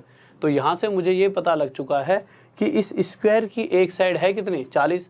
अगर इस स्क्वायर की एक साइड 40 है तो उस रोम्बस की साइड कितनी होगी एक, तो कहोगे सर वो भी तो 40 ही होगी। क्यों होगी भाई 40, क्योंकि साफ साफ पहली लाइन में ये बात लिखी हुई है कि जितनी स्क्वायर की साइड है उतनी ही रोम्बस की साइड है। तो हमें ये तो पता लग चुका है कि रोम्बस की साइड भी क्या है 40। तो अब इसकी हमें कोई ज़रूरत नहीं है स्क्वायर की, ठीक है, बस हमें यहीं तक इस स्क्वायर की ज़रूरत थी। क्योंकि अब सारा खेल किसका है, रोम्बस का। तो अब हमने बना दिया एक रोम्बस, ये बना दिया, ठीक है। अब आगे क्वेश्चन क्या कह रहा है, क्वेश्चन कह रहा है इसकी एक साइड तो हमें पता लग चुकी है 40 है, चलो लिख लिया यहाँ पर 40 है इसकी एक साइड। पर आप मुझे एक छोटी सी बात बताइए, अगर मैं ये कहूँ कि जैसा क्वेश्चन में दे रखा है कि इसके जो दोनों डायगोनल्स हैं उनका रेशो है कितना, 3:4 है कि नहीं है, इसके दोनों डायगोनल्स का रेशो 3:4। अगर मैं आपसे ये कहता हूँ, एक सेकंड रुकिए, अगर मैं आपसे ये कहता हूँ कि इस रोम्बस की एक साइड 6 है मान लीजिए और इसकी एक साइड 8 है, इस तरह से हमने मान लिया कि सॉरी इस रोम्बस का एक डायगोनल D1 मैंने मान लिया 6 और D2 मैंने मान लिया 8। समझना इस चीज को मैं क्या कहना चाहता हूँ। तो अगर मैं इन दोनों डायगोनल्स का रेशो निकालूंगा तो क्या जाएगा, 2 से 3 पर जाएगा और ये 2 से 4 पर। अगर मैंने इनके डायगोनल का रेशो निकाला तो भी 3:4 आया। बट अगर मैं इनके डायगोनल्स को आधा कर दूं, यानी कि मैं निकालना चाहूं कि इस वाले डायगोनल का आधा और इस वाले डायगोनल के आधे का रेशो, तब भी आप क्या देखोगे, 2 से 2 कट जाएगा और ये 2 से 3 पर और ये 2 से 4 पर, तब भी रेशो 3:4 आएगा। तो मैं ये कहना चाहता हूँ कि अगर क्वेश्चन में ये दे रखा है कि भाई जो ये रोम्बस है इसके डायगोनल्स का रेशो 3:4 है, तो इतने से और इतने हिस्से का रेशो भी 3:4 ही होगा। क्यों होगा, क्योंकि अगर इस पूरे डायगोनल का आधा और इस पूरे डायगोनल का आधे का रेशो भी वही होगा जो इन पूरे दोनों के डायगोनल्स का रेशो होगा। ये बात अभी मैंने समझा भी दिया, क्योंकि ये एक्चुअल वैल्यू नहीं है, ये इनकी वैल्यू रेशो में दे रखी है, समझ रहे हो, ये एक्चुअल वैल्यू नहीं है। और हमें पता है जहाँ पर रोम्बस के डायगोनल काटते हैं आपस में 90 डिग्री के कोण पर काटते हैं। और हमें ये भी पता है कि जैसा कि ये पूरा डायगोनल, अगर ये डायगोनल इस डायगोनल को काटेगा तो 2 इक्वल पार्ट्स में बांटेगा, इसी तरह से ये वाला डायगोनल भी 2 इक्वल पार्ट्स में बट रहा हो। और ये 3 है, ये 4 है, तो ये कितनी होगी 5। बट क्वेश्चन कह रहे हैं 5 ने कितनी है 40, 8 टाइम ज़्यादा। तो इसी तरह से ये वाली अगर यहाँ से लेकर यहाँ तक की लेंथ बात करेंगे तो ये 4 ना होकर 8 गुना ज़्यादा, 8 चौक 32, तो इतना हिस्सा हो गया 32, 8 3 24, ये हो गया 24। अगर ये ऊपर वाला 24 है तो नीचे वाला भी 24, बहुत बार बता चुका हूँ, ये 32 है तो यही 32। तो यहाँ से आपके पास 2 डायगोनल आ चुके हैं रोम्बस के। पहला डायगोनल 24 और 24 48 48, दूसरे डायगोनल की बात की जाए तो 32 और 32 64 64। और एरिया क्या होता है रोम्बस का, हाफ D1 इंटू D2 यानी 48 मल्टीप्लाई 64। अब अगर आगे मैं इसे काट रहा हूँ तो आप देखोगे किस पर जाएगा 24 पर। अब आप ये सोचोगे कि इसका आंसर क्या होगा, कैलकुलेशन तो बहुत लंबी है, बट अगर आप ऑप्शन देखोगे ध्यान से तो 4 इंटू 4 क्या बनाएगा भाई, हमारे पास यही तो रह गया 24 इंटू 64। तो आप देखोगे 4 इंटू 4 यानी कि 16। और कौन सा ऐसा ऑप्शन है जिसके पीछे लास्ट में 6 दे रखा है, तो अगर आप देखोगे तो सिर्फ एक ऑप्शन ही ऐसा है, डी ऑप्शन 1536 1536 जिसके लास्ट में 6 है। तो 100% यही हमारा आंसर होगा। यहाँ तक दिख रहा है आप सभी को, तो ये हमारा क्या हो गया आंसर। किसी को डाउट जल्दी से बताइए। बहुत बढ़िया, लाजवाब, गजब, शाबाश। नेक्स्ट क्वेश्चन देखिए, जल्दी से नेक्स्ट क्वेश्चन ला दिए सर। तो नेक्स्ट क्वेश्चन बहुत ही प्यारा सा और सभी बच्चों का आंसर आना चाहिए भाई। हाँ, इस क्वेश्चन को देख के सभी का आंसर थोड़ा बड़ा कर दो, यहाँ तक कोई दिक्कत नहीं है, ठीक है। तो जल्दी से इस क्वेश्चन का आंसर बताइए क्या होना चाहिए।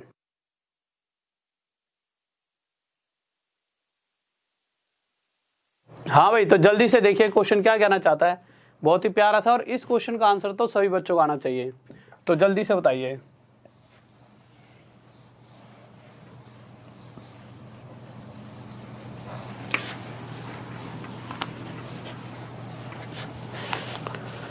तो देखिए क्वेश्चन देखते हैं क्या कह रहा है कि किस में लगाना है, डिक्रीजिंग ऑर्डर, मतलब घटते हुए क्रम में। घटते हुए क्रम का मतलब क्या है, अगर कहीं पर 5 लिखा है तो उससे छोटा, फिर आगे उसका भी छोटा, फिर उससे आगे कोई छोटा, मतलब घटते हुए क्रम में कि बड़े से छोटे की तरफ जाएं। तो इस तरह से डिक्रीजिंग ऑर्डर में घटते हुए क्रम में लगाना है ना। अब क्वेश्चन दे क्या रखा है, किन को घटते हुए क्रम में लगाना है, तो ये वैल्यूज दे रखी हैं, क्या क्या वैल्यू है देख लेते हैं। 25 डिवाइड बाई 31, ठीक है। फिर दे रखा है 15/19, 11/14 और 41/53।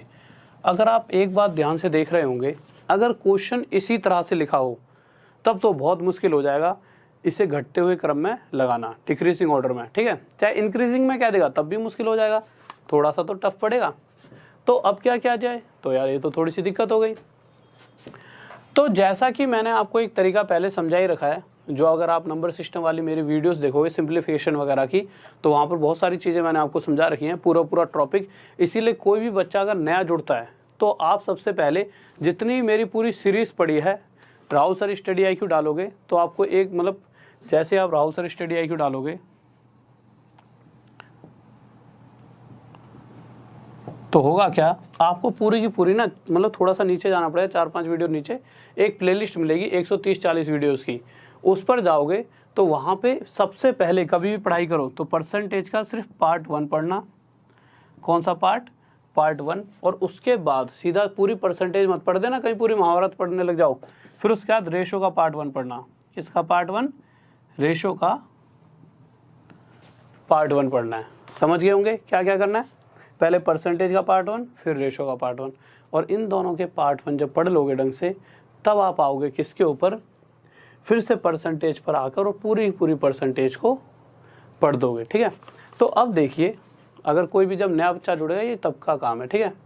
और एक चीज़ और देखिए कि अगर किसी को भी पूरी की पूरी प्लेलिस्ट नहीं मिलती, एक बार क्वेश्चन एक सेकंड के लिए हटाइए, अगर किसी को भी पूरी प्लेलिस्ट नहीं मिलती तो क्या करोगे, टेलीग्राम पर जाओ, राहुल देसवाल स्टडी IQ लिख दो, राहुल देसवाल स्टडी IQ, और ऐसा लिखते ही 3-4 ग्रुप आ जाएंगे, उनमें से जिसके सबसे ज़्यादा मेंबर्स होंगे उस ग्रुप को ज्वाइन कर लेना।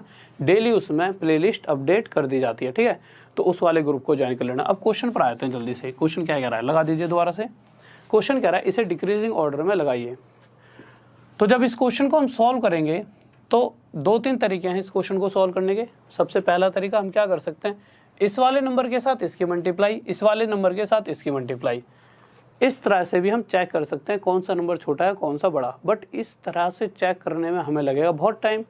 तो हम क्या करेंगे, हम देखेंगे, हम अपने दूसरे तरीके पर आते हैं। पहला तरीका तो ये है, बट इसकी कैलकुलेशन थोड़ी इस तरह की है कि इस तरह से हमें बहुत टाइम लग जाएगा। तो दूसरा तरीका क्या है, हम ऊपर और नीचे वाले के गैप देखेंगे, बीच का कितना है 6, और इन दोनों का गैप देखा जाए तो कितने का गैप बनेगा 4 का। अगर इन दोनों नंबर के बीच का गैप 3 और इन दोनों के बीच का गैप 12, और जो इन दोनों के बीच का गैप है इस और इस नंबर के का, तो हम ऊपर वाले नंबर के नीचे इस गैप को लिख देंगे। इसी तरह से 15 के नीचे 4, 11 के नीचे 3 और 41 के नीचे हम 12 रख देंगे। अब आगे क्या करेंगे, हमें क्या करना है, हमें ये जो 6, अब आप एक बात बताइए, अगर सिंपल कहीं पर 15, 25, 11, 41 इस तरह से दिख रहा होता तो आप आसानी से बता देते कौन सा छोटा और कौन सा बड़ा है, पर इनके नीचे 12, 3, 4 और 6 लिखा है, जिस कारण से हम एक्चुअल में बता नहीं सकते कौन सा बड़ा है कौन सा छोटा। तो हमारा सबसे पहला काम जो एम होगा वो क्या होगा, हम 6, 4, 3, 12 को यहाँ से हटा दें। और वो कैसे हटा सकते हैं, अगर हम एक ऐसा नंबर माने जो 12, 3, 4 और 6 से पूरी तरह कट जाए, और वो नंबर क्या होगा, वो नंबर इन चारों का एलसीएम यानी कि 12। तो मैं क्या करूँगा, इस 12 की मल्टीप्लाई यहाँ भी करूँगा, यहाँ भी कर दूँगा, यहाँ भी करूँगा और यहाँ भी। और ऐसा करते ही जब 6 से इस 12 को काटूँगा 2 पर, 4 से 3 पर कटेगा, 3 से 4 पर, और ये 12 से 12 पूरी तरह कट जाएगा। तो आप देखोगे 25 से 2 की मल्टीप्लाई 50, ये 45, ये हमारा 11 से 4 की मल्टीप्लाई 44, 44, ये 41। अब अगर आप ध्यान से इन्हें देखोगे तो आप आसानी से पता लगा पाओगे कौन सबसे बड़ा है कौन सबसे छोटा है। अगर क्वेश्चन में ये पूछा गया होता कि सबसे बड़ा नंबर बताइए, तो हम कहते हैं सबसे बड़ा नंबर 50, जो कि किसको रिप्रेजेंट कर रहा है, जो रिप्रेजेंट कर रहा है 25/31। तो सबसे बड़ा नंबर आंसर होता हमारा ये। अगर वो पूछ लेता सबसे छोटा नंबर बताइए, तो सबसे छोटा नंबर क्या है 41, ये किसे रिप्रेजेंट कर रहा है, इसे, तो हमारा आंसर होता 41/53। पर उसने पूछा क्या है, उसने पूछा है डिक्रीजिंग ऑर्डर में लगाइए, यानी कि बड़े से छोटा छोटा छोटा। तो सबसे बड़ा 50 यानी कि 25/31, इससे छोटा क्या दे रखा है 45, तो ये कितना आ जाएगा, ये कितना है 15/19, ठीक है। उसके बाद उससे छोटा कितना है 44 यानी कि 11/14, और उससे छोटा क्या है 41/53। तो ये क्या हो जाएगा हमारा आंसर। किसी को डाउट जल्दी से बताइए।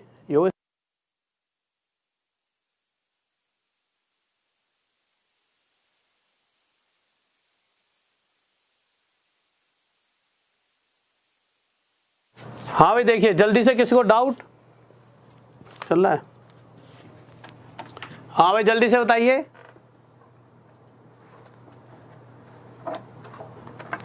जल्दी से बताइए, कोई डाउट?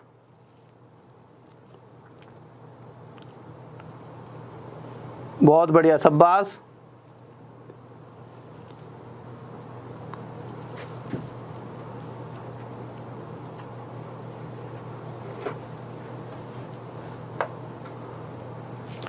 हाँ भाई देखो, तो अगले क्वेश्चन पर आए थे, 11th के बाद 12th वाले पे आए थे। तो 12th क्वेश्चन देख लेते हैं क्या करा है। तो 12th क्वेश्चन देख लेते हैं।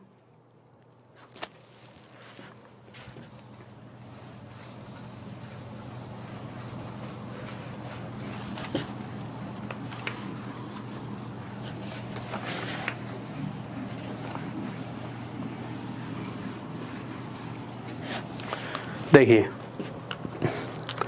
12th क्वेश्चन जल्दी से आप करिए, मैं थोड़ा पानी पी लूँ यार।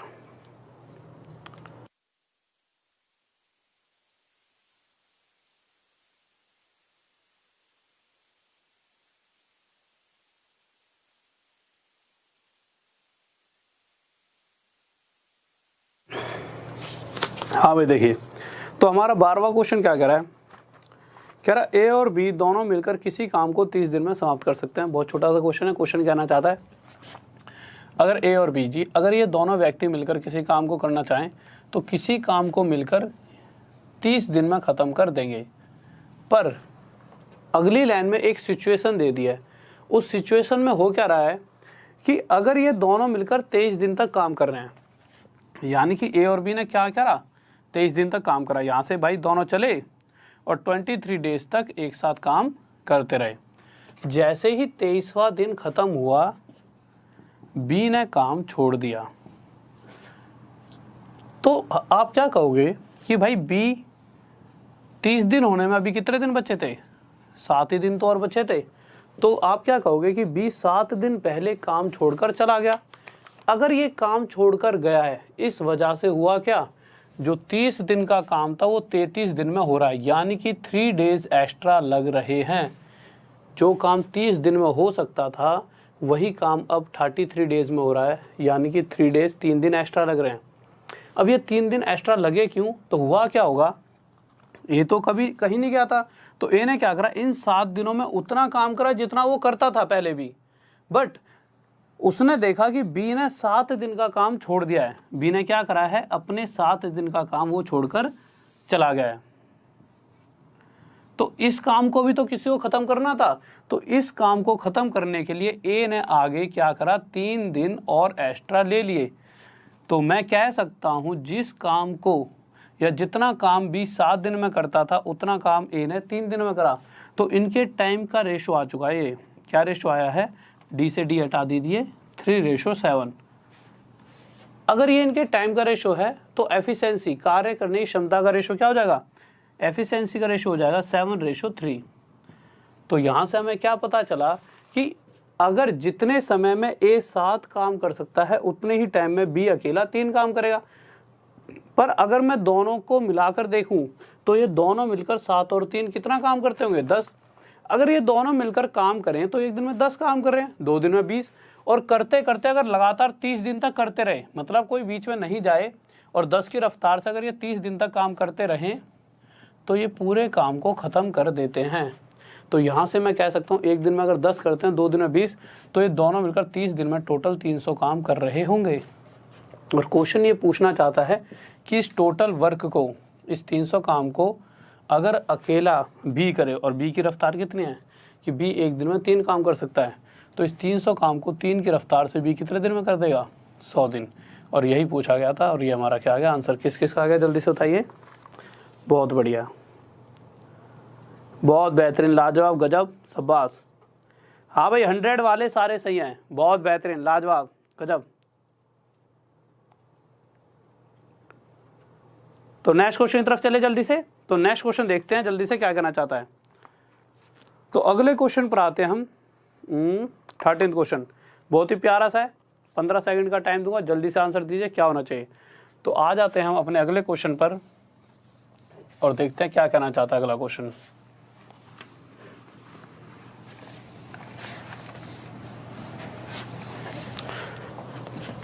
तो अगला क्वेश्चन देखिए जल्दी से क्या कह रहा है। हाँ भाई बताइए अगले क्वेश्चन का आंसर।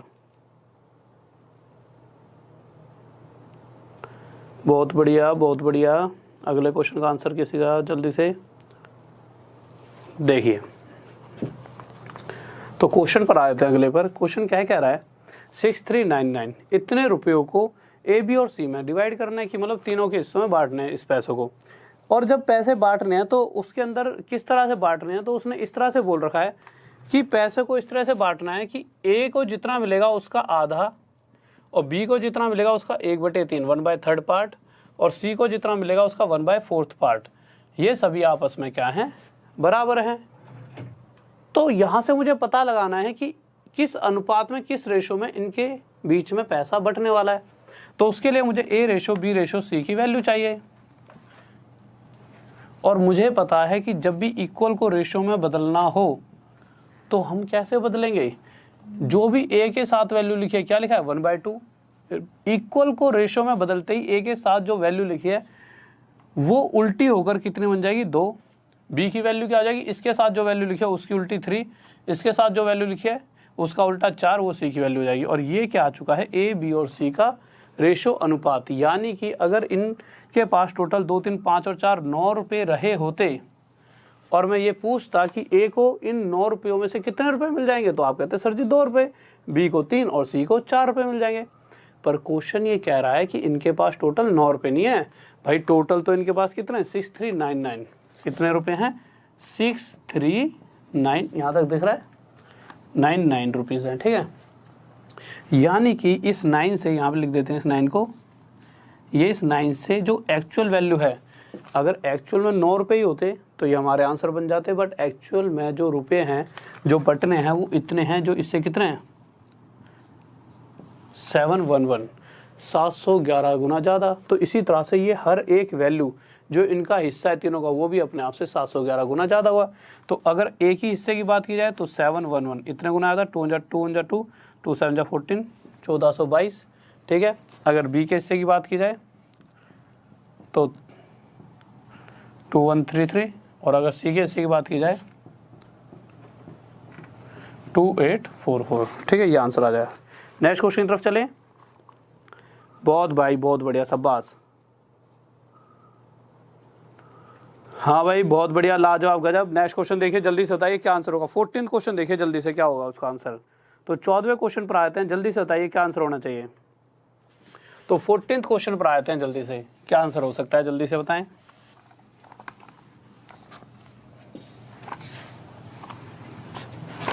तो 14th क्वेश्चन देखिए क्या कहना चाहता है। तो क्वेश्चन कह रहा है 3 नंबर है, ठीक है, कोई दिक्कत नहीं है। उनका रेशो दे रखा है, क्या रेशो दे रखा है 5:7:12। तो क्वेश्चन ये कहना चाहता है कि अगर पहला, देखो ये पहला है, ये सेकंड, ये दूसरा है और ये तीसरा है। तो क्वेश्चन ये कहना चाहता है कि पहले और दूसरे का जो टोटल है, अगर मैं इन दोनों का जोड़ता हूं इन दोनों को, तो 12 और 5 17, तो इनका टोटल कितना बना है 17। तो इन दोनों का टोटल अगर देखा जाए तो दूसरे वाले नंबर से कितना ज़्यादा है, तो दूसरे वाले से 10 ज़्यादा है। पर क्वेश्चन ये कह रहा है कि पहले और दूसरे का जो टोटल है वो इस दूसरे नंबर से 10 ज़्यादा नहीं है, 50 ज़्यादा है। यानी कि इससे कितने गुना 5 गुना। तो क्वेश्चन अब पूछा क्या है, तो क्वेश्चन ये पूछना चाहता है कि उन तीनों का टोटल, जो उन तीनों के पास टोटल क्या है, उन तीनों के जो नंबर है रेशो में, उन तीनों का टोटल क्या है उन सभी का। तो अगर वैसे देखा जाए तो 7 और 5 12, 12 और 12 24, तो टोटल 24 होना चाहिए। पर जिस तरह से इनका अंतर 10 नहीं है 50 है एक्चुअल में 5 गुना ज़्यादा, तो टोटल भी 24 ना होकर 5 टाइम्स 5 गुना ज़्यादा कितना होगा एक्चुअल में 120। ये आंसर आ जाएगा। किसी का डाउट? बहुत बढ़िया। हाँ भाई नेक्स्ट क्वेश्चन देखिए। हाँ भाई वो बात तो सही है, बिना पेन उठाए बन सकता था। अब ये थोड़ी है कि मैं इसे बिना पेन उठाए समझा देता, मुझे तो चलाना ही पड़ेगा मारकर। तो अगला क्वेश्चन बताइए जल्दी से क्या होगा, ठीक है। तो जल्दी से बताइए क्या होगा अगला क्वेश्चन। तो नेक्स्ट क्वेश्चन पर आते हैं। 12वां क्वेश्चन कौन सा था? तो नेक्स्ट क्वेश्चन देखिए। और भाई कोई भी बच्चा, अगर नया बच्चा आता है, नया स्टूडेंट आता है, तो सबसे पहले कोशिश किया करो जितनी भी मेरी प्रीवियस क्लासेस पढ़ी हैं उनको शुरू से देखो, और वो आपको मिलेंगी कहाँ पर, तो आप राहुल देसवाल स्टडी IQ इस तरह से टेलीग्राम पर डालोगे, राहुल देसवाल स्टडी IQ, तो इस तरह से टेलीग्राम पर डालकर एक ग्रुप आपको मिलेगा, ठीक है। उस ग्रुप के अंदर जिसके सबसे ज़्यादा मेंबर्स होंगे, इसी नाम से 2-3 और भी ग्रुप्स हैं, उस ग्रुप को ज्वाइन कर लेना, और वहाँ पर आपको डेली मतलब प्ले लिस्ट हम अपडेट कर देते हैं, वहाँ पे आपको प्ले लिस्ट मिल जाएगी, ठीक है।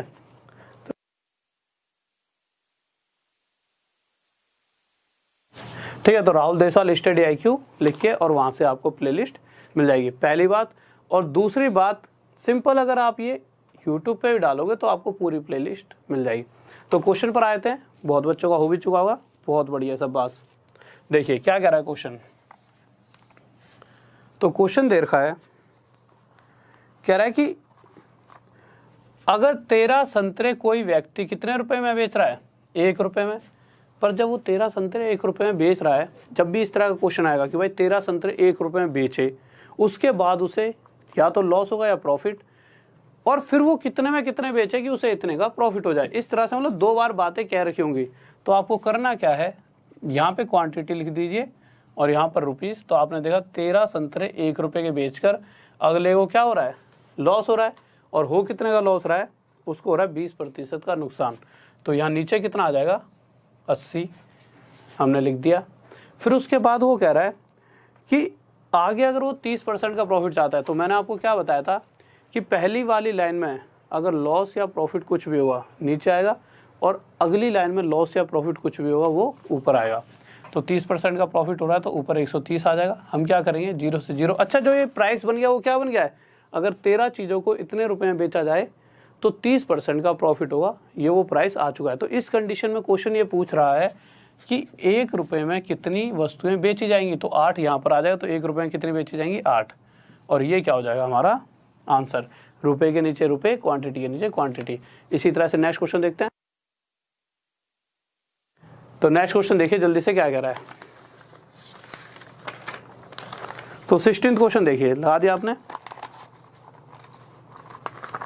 हाँ भाई। तो 16th क्वेश्चन देखते हैं क्या कह रहा है। तो जल्दी से आ जाए 16th क्वेश्चन पर, और थोड़ी सी स्पीड में करा देता हूं, ठीक है। तो 16th क्वेश्चन देखिए, क्वेश्चन कहना चाहता है, और अगर ये चीजें बिल्कुल ही बेसिक से समझनी है तो मेरी क्लासेस पढ़ी उन्हें देखते रहना, ठीक है। तो 16th क्वेश्चन कह रहा है कि उसने क्या करा है, 45 नींबू हैं जिनको 40 रुपए में खरीदा। तो हमने क्या कहा था, रुपए के नीचे रुपए लिख देना, क्वांटिटी के नीचे क्वांटिटी। और जब उसने 45 नींबू 40 रुपए में बेचे होंगे तो उसे लॉस हुआ कितने का, 20% का।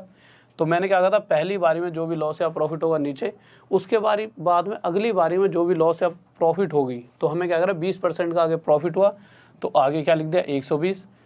तो अब ये जो प्राइस बना है वो क्या बना है, अगर मैं 45 नींबू इतने रुपए में बेच देता हूँ तो मुझे 20% का फ़ायदा हो जाएगा, ठीक है भाई।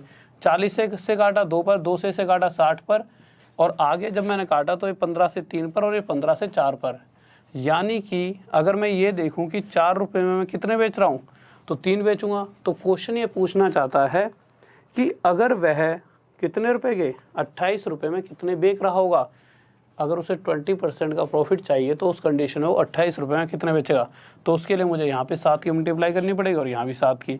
तो ये तो हो गया 21, तो क्वांटिटी के नीचे क्वांटिटी। तो 28 रुपये में कितनी बेच रहा होगा, 21। ये आंसर आ गया। किस किस का आ गया, बहुत बढ़िया।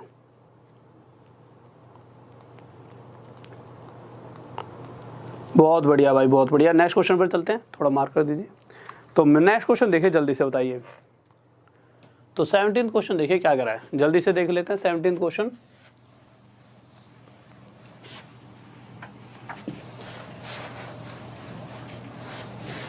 तो हमारा 17th क्वेश्चन देखते हैं हम क्या कह रहा है। फिर से इसी तरह का क्वेश्चन है। तो अभी तक तो आप समझ गए होंगे, आपको करना क्या है, एक तरफ क्वांटिटी लिख लीजिए, एक तरफ रुपीस, ठीक है। फिर आगे क्या करोगे, आप ये देखोगे कि हैं कितने, तो 80 पेन है, कितने बेच रहे हैं, 140 में, कुछ फ़ायदा घाटा हो रहा है। तो क्वेश्चन कह रहा है हो रहा है, कितने का, 30% का लॉस। तो जो पहली बारी में होगा उसे नीचे लिखेंगे, लिख दिया 70। फिर आगे क्या कह रहा है, कि उसे 30% का प्रॉफिट भी चाहिए, तो उसे कहाँ लिख देंगे, ऊपर। पहले तो इससे इसे काट कर देख लेंगे, तो 2 पर जाएगा, 70 से ये 2 पर, 0 से 0 कट गया। तो यहाँ से क्या आ गया कि अगर उसे 30% का प्रॉफिट चाहिए तो उस कंडीशन में उसे 13 रुपये में कितने आर्टिकल बेचने पड़ेंगे, 8 वस्तुएं बेचनी पड़ेंगी। पर वो 13 रुपये में नहीं कह रहा, वो पूछना चाहता है कि वो 104 रुपये में कितनी बेचेगा। तो इसे 104 बना दीजिए, प्राइस के नीचे प्राइस, तो इसे 104 बनाने के लिए 8 से मल्टीप्लाई और इधर भी 8 से, ठीक है। तो आप देखेंगे टोटल कितनी बेचेगा, 64। और ये क्या आ जाएगा हमारा, सॉरी यहाँ पर एक छोटी सी, ये 2 भी था, इस 2 से अगर इसे काटोगे तो ये 4 आ जाएगा, ठीक है। तो ये 4 हो जाएगा, तो यहाँ पे 8 की मल्टीप्लाई और यहाँ भी 8 की मल्टीप्लाई, तो ये कितना हो जाएगा, 32। यानी कि 104 रुपये में वो टोटल कितनी बेचेगा वस्तुएं, 32 वस्तुएं। किसी को डाउट? बहुत बेहतरीन, बहुत बढ़िया भाई, शाबाश।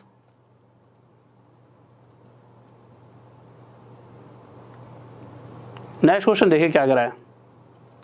तो आगे चलते हैं अगले क्वेश्चन पर। 18th क्वेश्चन देखते हैं क्या कहना चाहता है। तो 18th क्वेश्चन पर आगे जल्दी से देखते हैं क्या कहना चाहता है।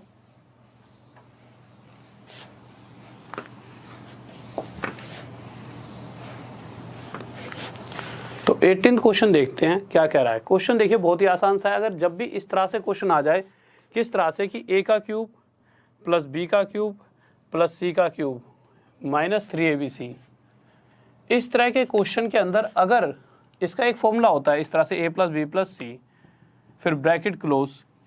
अब फॉर्मूला अगर आपको याद भी नहीं, अगर आपको इतना पता लग जाए कि a, b और c इन तीनों को टोटल 0 है, तो आगे मल्टीप्लाई में फॉर्मूले में कुछ भी लिखा हो वो मल्टीप्लाई होकर क्या बन जाएगा, 0 ही बन जाएगा। यानी कि a, b, c का अगर आपको टोटल 0 मिल जाए तो मैक्सिमम टाइम वो देता भी इसी तरह की वैल्यू है। तो हमने क्या चेक करा, जब भी इस तरह का क्वेश्चन आए सबसे पहले a प्लस बी प्लस सी देख लेना कितना है। तो अगर आप इस क्वेश्चन को देखोगे तो क्वेश्चन के अंदर क्या है, a की जगह a माइनस 7 का क्यूब है, b की जगह b माइनस 9 का क्यूब है और c की जगह c माइनस 11 का whole cube, minus 3 a minus 7 b minus 9 और ये दे रखा है c माइनस 11। ठीक है, ठीक है। तो अगर आप देख रहे होंगे क्वेश्चन को ध्यान से, तो अगर मैं इसको सॉल्व करूंगा तो सबसे पहले मेरे पास क्या आएगा, अगर मैं a प्लस बी प्लस सी निकालना चाहूं तो मैं क्या करूँगा, इसको और इसको जोड़ूंगा। तो जोड़ने पर ये क्या बन जाएगा, a plus b plus c minus 7 minus 9 minus 11 यानी कि माइनस 27। और अगर आप क्वेश्चन ध्यान से देख रहे होंगे तो a प्लस बी प्लस सी हमें कितना दे रखा है, 27 ही दे रखा है। अभी ऐसा नहीं है बस ये इतना ही है, इसके आगे पूरा फॉर्मूला लगेगा, बट आगे की जरूरत ही नहीं है। जब हमें पता है a प्लस बी प्लस सी 27 है और यहाँ पर इसको सॉल्व करने पर हमारा कितना आ चुका है, a plus b plus c minus 27 और इसकी वैल्यू क्वेश्चन के हिसाब से 27 है और 27 में से 27 कट के क्या आ जाए 0 और 0 के साथ कुछ भी मल्टीप्लाई हो 0 तो ये आंसर 0 आ जाएगा। बहुत बढ़िया। नेक्स्ट क्वेश्चन देखिए जल्दी से। तो 19th क्वेश्चन देखिए जल्दी से, बताइए इसका आंसर बताइए जल्दी से क्या हुआ। 19th क्वेश्चन बताइए जल्दी से।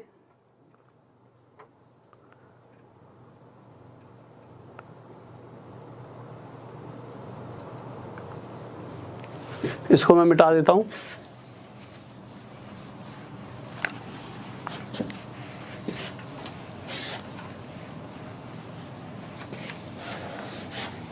देखिए 19th क्वेश्चन देख लेते हैं, हमारा क्या कहना चाहता है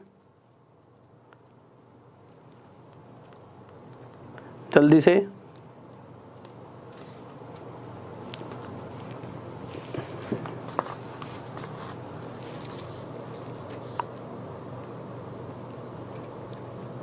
ओके मानसू, बट ये है कि देखो ऐसा नहीं है कि ये क्वेश्चंस आपके लिए इंपॉर्टेंट नहीं है, हर क्लास के बच्चों के लिए इंपॉर्टेंट है। कौन सा क्वेश्चन कब कहाँ पे आ जाए किसी को नहीं पता, ठीक है। और शेयर करते रहा करो क्लासेस को। देखिए क्वेश्चन क्या है, कह रहा है ध्यान से देख लीजिए। क्वेश्चन ये कह रहा है कि if the length of each side of a rhombus, एक रोम्बस दे रखा है, ठीक है, हमने बना दिया।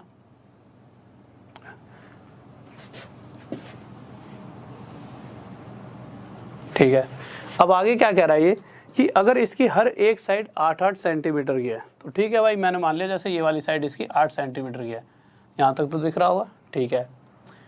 अब क्वेश्चन में आगे ये दे रखा है कि जैसे मैं इसको मान लूँ P Q R और S, और क्वेश्चन ये कह रहा है कि जो एंगल है हमारा कौन से वाला P Q R 120 डिग्री है। अब आप मुझे एक बात बताइए, अगर ये पूरा एंगल 120 डिग्री है और हमने एक बात सीखी हुई है, क्या सीखा हुआ है कि जब भी रोम्बस की बात होती है तो रोम्बस में होता क्या है कि अगर ये एंगल 120 डिग्री है और इसको ये डायगोनल इस तरह से मिला दिया जाए इसका विकर्ण, तो ये विकर्ण क्या करेगा, इस 120 को दो इक्वल पार्ट्स में, दो बराबर हिस्सों में डिवाइड करेगा, यानी कि ये जो डायगोनल है इस 120 को 60 और 60 में तोड़ देगा। तो इसी तरह से, और एक बात और, अगर ये 120 का है तो इस वाले और इस वाले का टोटल कितना होता है 180, तो ये 120 का है तो ये कितने डिग्री का होगा 60 डिग्री का। तो इसके डायगोनल क्या करेंगे, जब ये डायगोनल मैं ऐसे मिलाऊंगा तो इस 120 को दो हिस्सों में बांटेगा, यानी कि ऊपर वाला हिस्सा 60 और नीचे वाला हिस्सा भी 60। तो मैं तो ऊपर वाले हिस्से से मतलब है, तो ये हो गया 60 डिग्री का बस ऊपर वाला। इसी तरह से अगर इन दोनों डायगोनल को, इस डायगोनल को खींचूंगा तो इस 60 डिग्री को किसमें बदल देगा 30 और 30, तो हमें तो बस ऊपर वाले से मतलब है। और हमें पता है जहाँ पर ये दोनों काटते हैं कितने डिग्री के एंगल पे काटते हैं 90 डिग्री के। तो आपको मैंने कितनी बार बताया, हाइट एंड डिस्टेंस वाले अगर आपने क्वेश्चंस देखे होंगे मेरे, तो मैंने आपको बताया है अगर ऐसे कोई फिगर बने जिस सबसे पहली राइट एंगल ट्रायंगल की टाइप की फिगर हो, जिसका एक एंगल जैसे ये 60 डिग्री है तो ये 30 डिग्री होगा ये, तो उसके सामने 60 के सामने वाली साइड हमेशा √3, 30 के सामने वाली 1 और ये हमेशा 2, यानी कि 90 के सामने वाली 2, 30 के सामने वाली 1 और 60 के सामने वाली √3। पर क्वेश्चन कह रहा है ये साइड 2 नहीं है 8 है, यानी कि 4 गुना, तो ये भी 4 टाइम ज़्यादा 4√3 होगी, ये भी 4 टाइम ज़्यादा 4 हो जाएगी।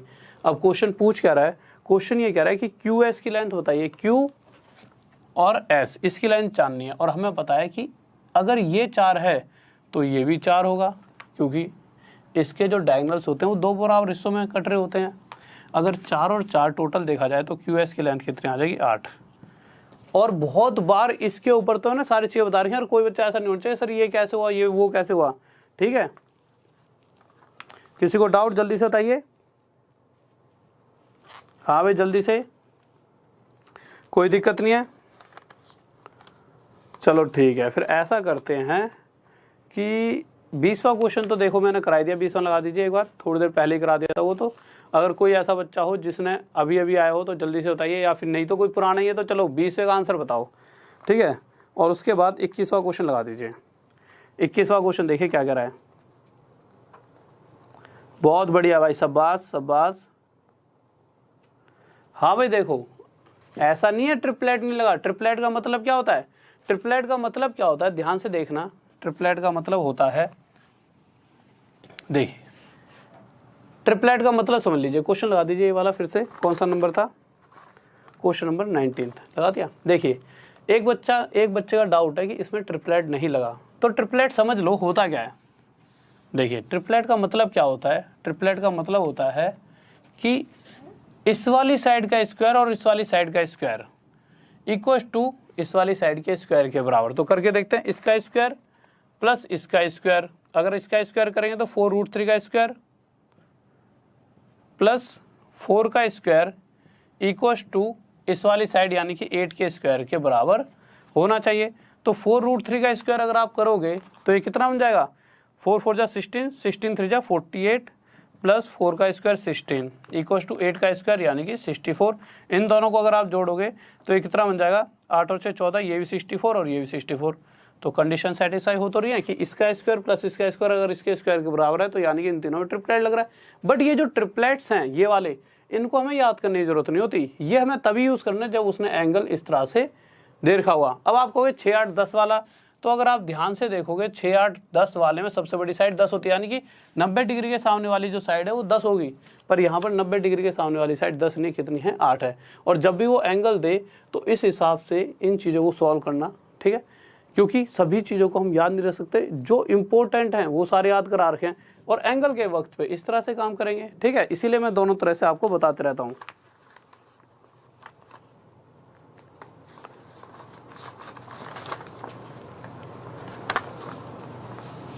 ओके, हिंदी में QS की लंबाई पूछनी थी, QS की लंबाई पूछी थी, ठीक है, हिंदी में लिख लेना। थोड़ा बहुत इंग्लिश में चेक कर लिया करो क्या पूछा गया, हल्का फुल्का, ठीक है, कोई दिक्कत नहीं। अगला देखिए 21वां लगाइए। तो 21वें क्वेश्चन पर आते हैं। हाँ भाई 21वां क्वेश्चन देखिए क्या करा है।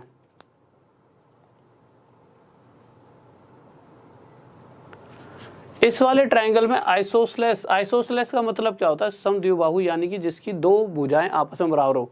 इसकी ये साइड 4 है और इसकी ये साइड 4√3 है। इसकी तीनों ही साइड अलग अलग है। अगर कोई सी भी दो बराबर होती तब तो आगे हम बढ़ते भाई समद्विबाहु, तो यहाँ तो समद्विबाहु कहीं बन नहीं रहा। ठीक है, 21वां क्वेश्चन बताइए अब जल्दी से क्या हुआ। हाँ भाई हिंदी में नहीं दिया गया सोनू, मैं समझ गया हूँ, तो इंग्लिश में देख लो। क्यूएस की लेंथ पूछी गई थी।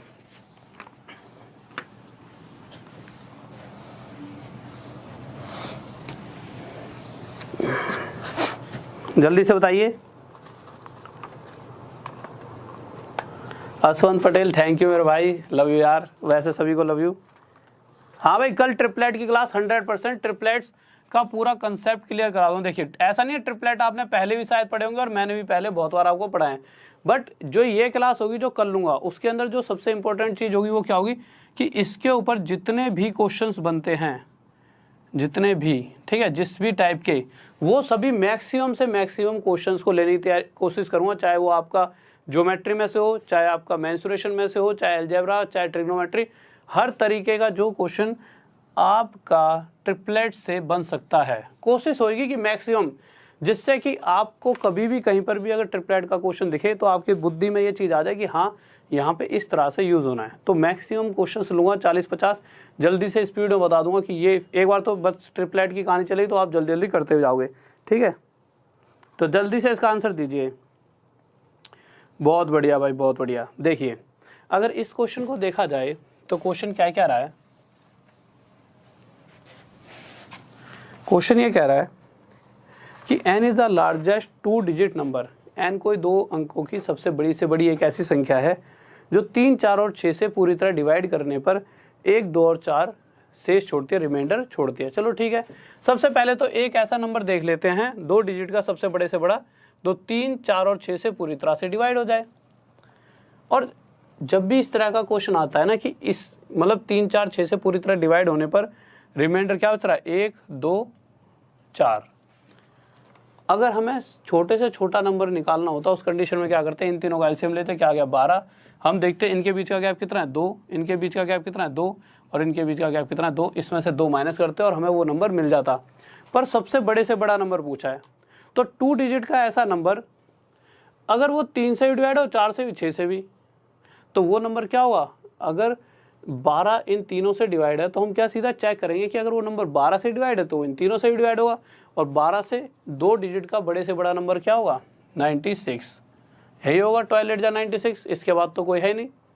पर यहाँ पे क्या है कि हर बार इस तरह से शेष बच रहा है, यानी कि -2, तो इस कंडीशन में इसके साथ -2 भी करेंगे और ये हो जाएगा 94। और क्वेश्चन कह रहा है अगर इसे हम 5 से डिवाइड करें, और अगर कोई बच्चा कहे सर जी नहीं समझ आया, तो मैंने एचसीएफ एलसीएम बहुत ही अच्छे तरीके से समझा रखा है, तो एक बार उसकी सभी वीडियोस देख लेना। ठीक है, और इसे जब 5 से डिवाइड करेंगे तो जो क्वेश्चन में रिमाइंडर बच रहा है वो कितना बचेगा, 4। एक दिन एक बच्चे ने इस बात पे भी मुझसे कहा कि सर जी यही क्वेश्चन था शायद, या पता नहीं कौन सा था, तो उसने कहा सर ये तो 5 से 5 1 जा 5 और 5 8 जा मतलब 18 पर जा रहा है, तो 18 आंसर क्यों नहीं लिखा। उसने ये नहीं पूछा कितने पे जा रहा है, उसने पूछा कितना रिमाइंडर बचेगा। रिमाइंडर यानी कि शेष, कि जब ये 5 से 18 पर जाएगा यानी कि 90 इसमें से खत्म हो गया, तो शेष क्या बचा, 4। ये आंसर हो जाएगा। ठीक है, किसी को डाउट, बहुत बढ़िया। तो अब एक क्वेश्चन 22 क्वेश्चन, चलो देखता हूँ किसको आता है। ठीक है, सबसे पहले कि जल्दी से आंसर कौन देगा। तो 22 क्वेश्चन देखिए क्या कराया, जल्दी से बताइए, इसमें दिक्कत आ रही है। 22 क्वेश्चन देखिए क्या कराया, जल्दी से बताइए। हाँ भाई 22 क्वेश्चन देखिए।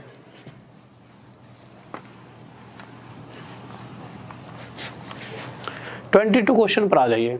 अगर मैं चाहूँ तो इस क्वेश्चन का आंसर, अगर मैं क्या चाहूँ, अगर आप भी चाहोगे तो इस क्वेश्चन का आंसर आप मैक्सिमम 10 सेकंड भी बहुत ज़्यादा है, आप 5 से 6 सेकंड में दे सकते हो। कैसे दे सकते हो, अगर आपने पहले सारी चीज़ें दो, ये भी ट्रिपलेट पर डिपेंड करता है। कैसे, देखिए जैसे कि अगर मैंने कोई ट्रायंगल बना दिया, क्वेश्चन के हिसाब से किस तरह का ट्रायंगल है, आइसोसेलेस ट्रायंगल। आइसोसेलेस ट्रायंगल यानी कि जिसकी दो साइडें इक्वल हो, ठीक है। तो इसके अंदर एक क्या बना रखा है, एल्टीट्यूड, और जिसकी लेंथ कितनी है 8। अब हमें देखना क्या है, हमें पता है ये एंगल कितने डिग्री का है, 90 डिग्री, क्योंकि एल्टीट्यूड है। अगर आपके दिमाग में ट्रिपलेट आ जाए कोई 8, 15, 17 इस तरह से, तब इसका आप आंसर एक सेकंड में दे पाओगे। कैसे, आपको पता है ये 8 है तो ये 15, और 17 कौन सी होगी, 90 डिग्री के सामने वाली ये 17।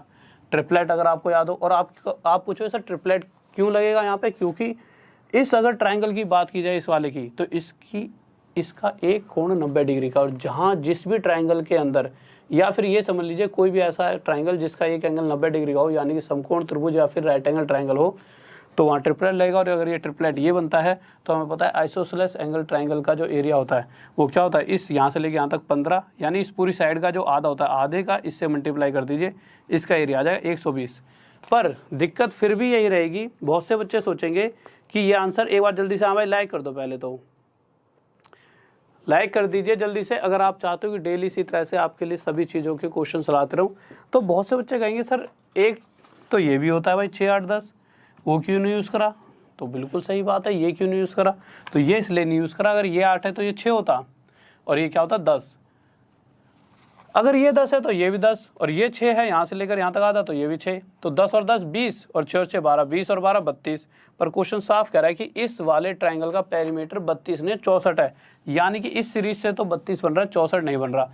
बट अगर जब मैं यहाँ 15 और यहाँ 17 लेता हूँ तो आप देखोगे कि जब इन सभी को जोड़ूंगा तो ये हिस्सा कितना बन जाएगा 32, और यहाँ पर भी ये 17, और ये कितना आ जाएगा 15, 32 इन्होंने सॉरी 7 और मैंने गलत बोल दिया 8 और 5 13, 23 और 17 ये हो जाएगा हमारा 40, और 7, 5, 12 ये हो जाएगा हमारा 22। तो ये बन जाएगा हमारा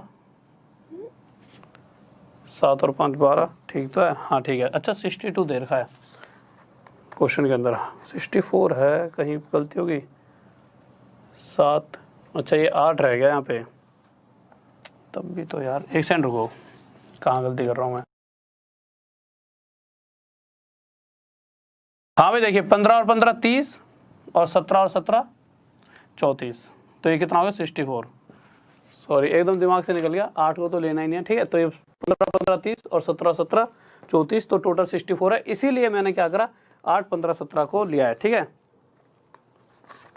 ओके ठीक है, अब यार जल्दी से लाइक कर दीजिए, ठीक है, सभी के सभी बच्चे लाइक करके और शेयर करके आ जाओ सभी के साथ, कम से कम इतना सा तो यार दो। अगर मैं चीज़ें आपके लिए ढूंढ रहा हूँ, अच्छे अच्छे क्वेश्चंस ला रहा हूँ कि जिससे कि आप और बच्चों से और बेहतरीन बन पाओ, तो मेरा काम क्या है कि आपके लिए काम करना, ज़्यादा से ज़्यादा अच्छे से अच्छे क्वेश्चंस आपको देना, कि जिससे अगर आपका एग्ज़ाम कहीं पर भी हो रहा है, किसी के साथ भी टक्कर है, तो वो बच्चों से आप कहीं ना कहीं बहुत सारी कंडीशंस में आ गए हो। तो आपका भी एक काम होना चाहिए छोटा सा, वो काम क्या होना चाहिए कि वीडियो को सभी के साथ शेयर करना, ज़्यादा से ज़्यादा लोगों से कहना कि मतलब जोड़ा करो यार, कहा करो। मुझे पता है कि यार कि टाइम नहीं मिलता पढ़ने से, बट अगर फिर भी मिल जाए तो एक बार कहा करो कि यार ज़्यादा से ज़्यादा लोग जोड़ो। देखो और नहीं भी आपके पास टाइम किसी के लिए बोलने के लिए, चलो ठीक है पढ़ाई पे पूरा फोकस करो, अपना व्हाट्सएप वगैरह या फेसबुक वगैरह पे शेयर कर दिया करो, और नहीं भी शेयर करते कोई दिक्कत नहीं, पढ़ते रहो, वो ज़्यादा बढ़िया है। क्योंकि जॉब मेन है, एक बार सिलेक्शन हो जाएगा तो सारी दुनिया वैसे ही हल्ला हो जाएगा कि भाई मेरे इतने सारे स्टूडेंट्स जॉब पर लग चुके हैं। तो बस यही मेन मकसद है कि ज़्यादा से ज़्यादा बच्चे जॉब पर लग जाएं। तो ओके, जाते आते एक बार जल्दी से PDF कहाँ मिलेगी देख लीजिए, सबसे नीचे राहुल देसवाल स्टडी IQ, इस पर जा सबसे देखो तीनों ही नाम आपके Rahul Deswal study IQ, Rahul Deswal study IQ, Rahul Deswal study IQ है। सबसे नीचे वाला टेलीग्राम का ग्रुप है, इसे ज्वाइन करोगे तो राहुल देसवाल स्टडी IQ डालते 3-4 और भी नाम आ जाएंगे, बट सब पर नहीं जाना, जिसके सबसे ज़्यादा मेंबर्स होंगे उस ग्रुप को ज्वाइन कर लेना। वहाँ PDF भी मिल जाएगी और प्लेलिस्ट भी, सबसे ज़्यादा दिक्कत तो प्लेलिस्ट की होती है कि कौन सी वाली वीडियोस देखें, तो प्लेलिस्ट भी मिल जाएगी। इसी तरह से इंस्टा पर भी फॉलो कर सकते हो, और मेरे को फेसबुक पर भी जुड़ सकते हो। और सबसे ऊपर है राहुल सर मैथ्स, ये मेरा पेज है, इसको लाइक करें। इसके अंदर मतलब आगे जाकर मैं सोच रखा है कि जैसे किसी बच्चा सिलेक्शन होता है तो उसकी फ़ोटोज़ वगैरह या कुछ भी ऐसी चीज़ें इसमें शेयर किया करूँ, और क्वेश्चंस वगैरह भी, ठीक है। तो ओके स्टूडेंट्स, लव यू यार। और एक बार जाते आते जय हिंद जय भारत का भी कमेंट लिख दिया करो, बहुत बढ़िया, ठीक है। तो जय हिंद जय भारत का प्यारा सा कमेंट लिख दिया करें, और जाते आते बस वही कहना चाहूँ, जय हिंद जय भारत, लव यू सभी को, ऑल द बेस्ट।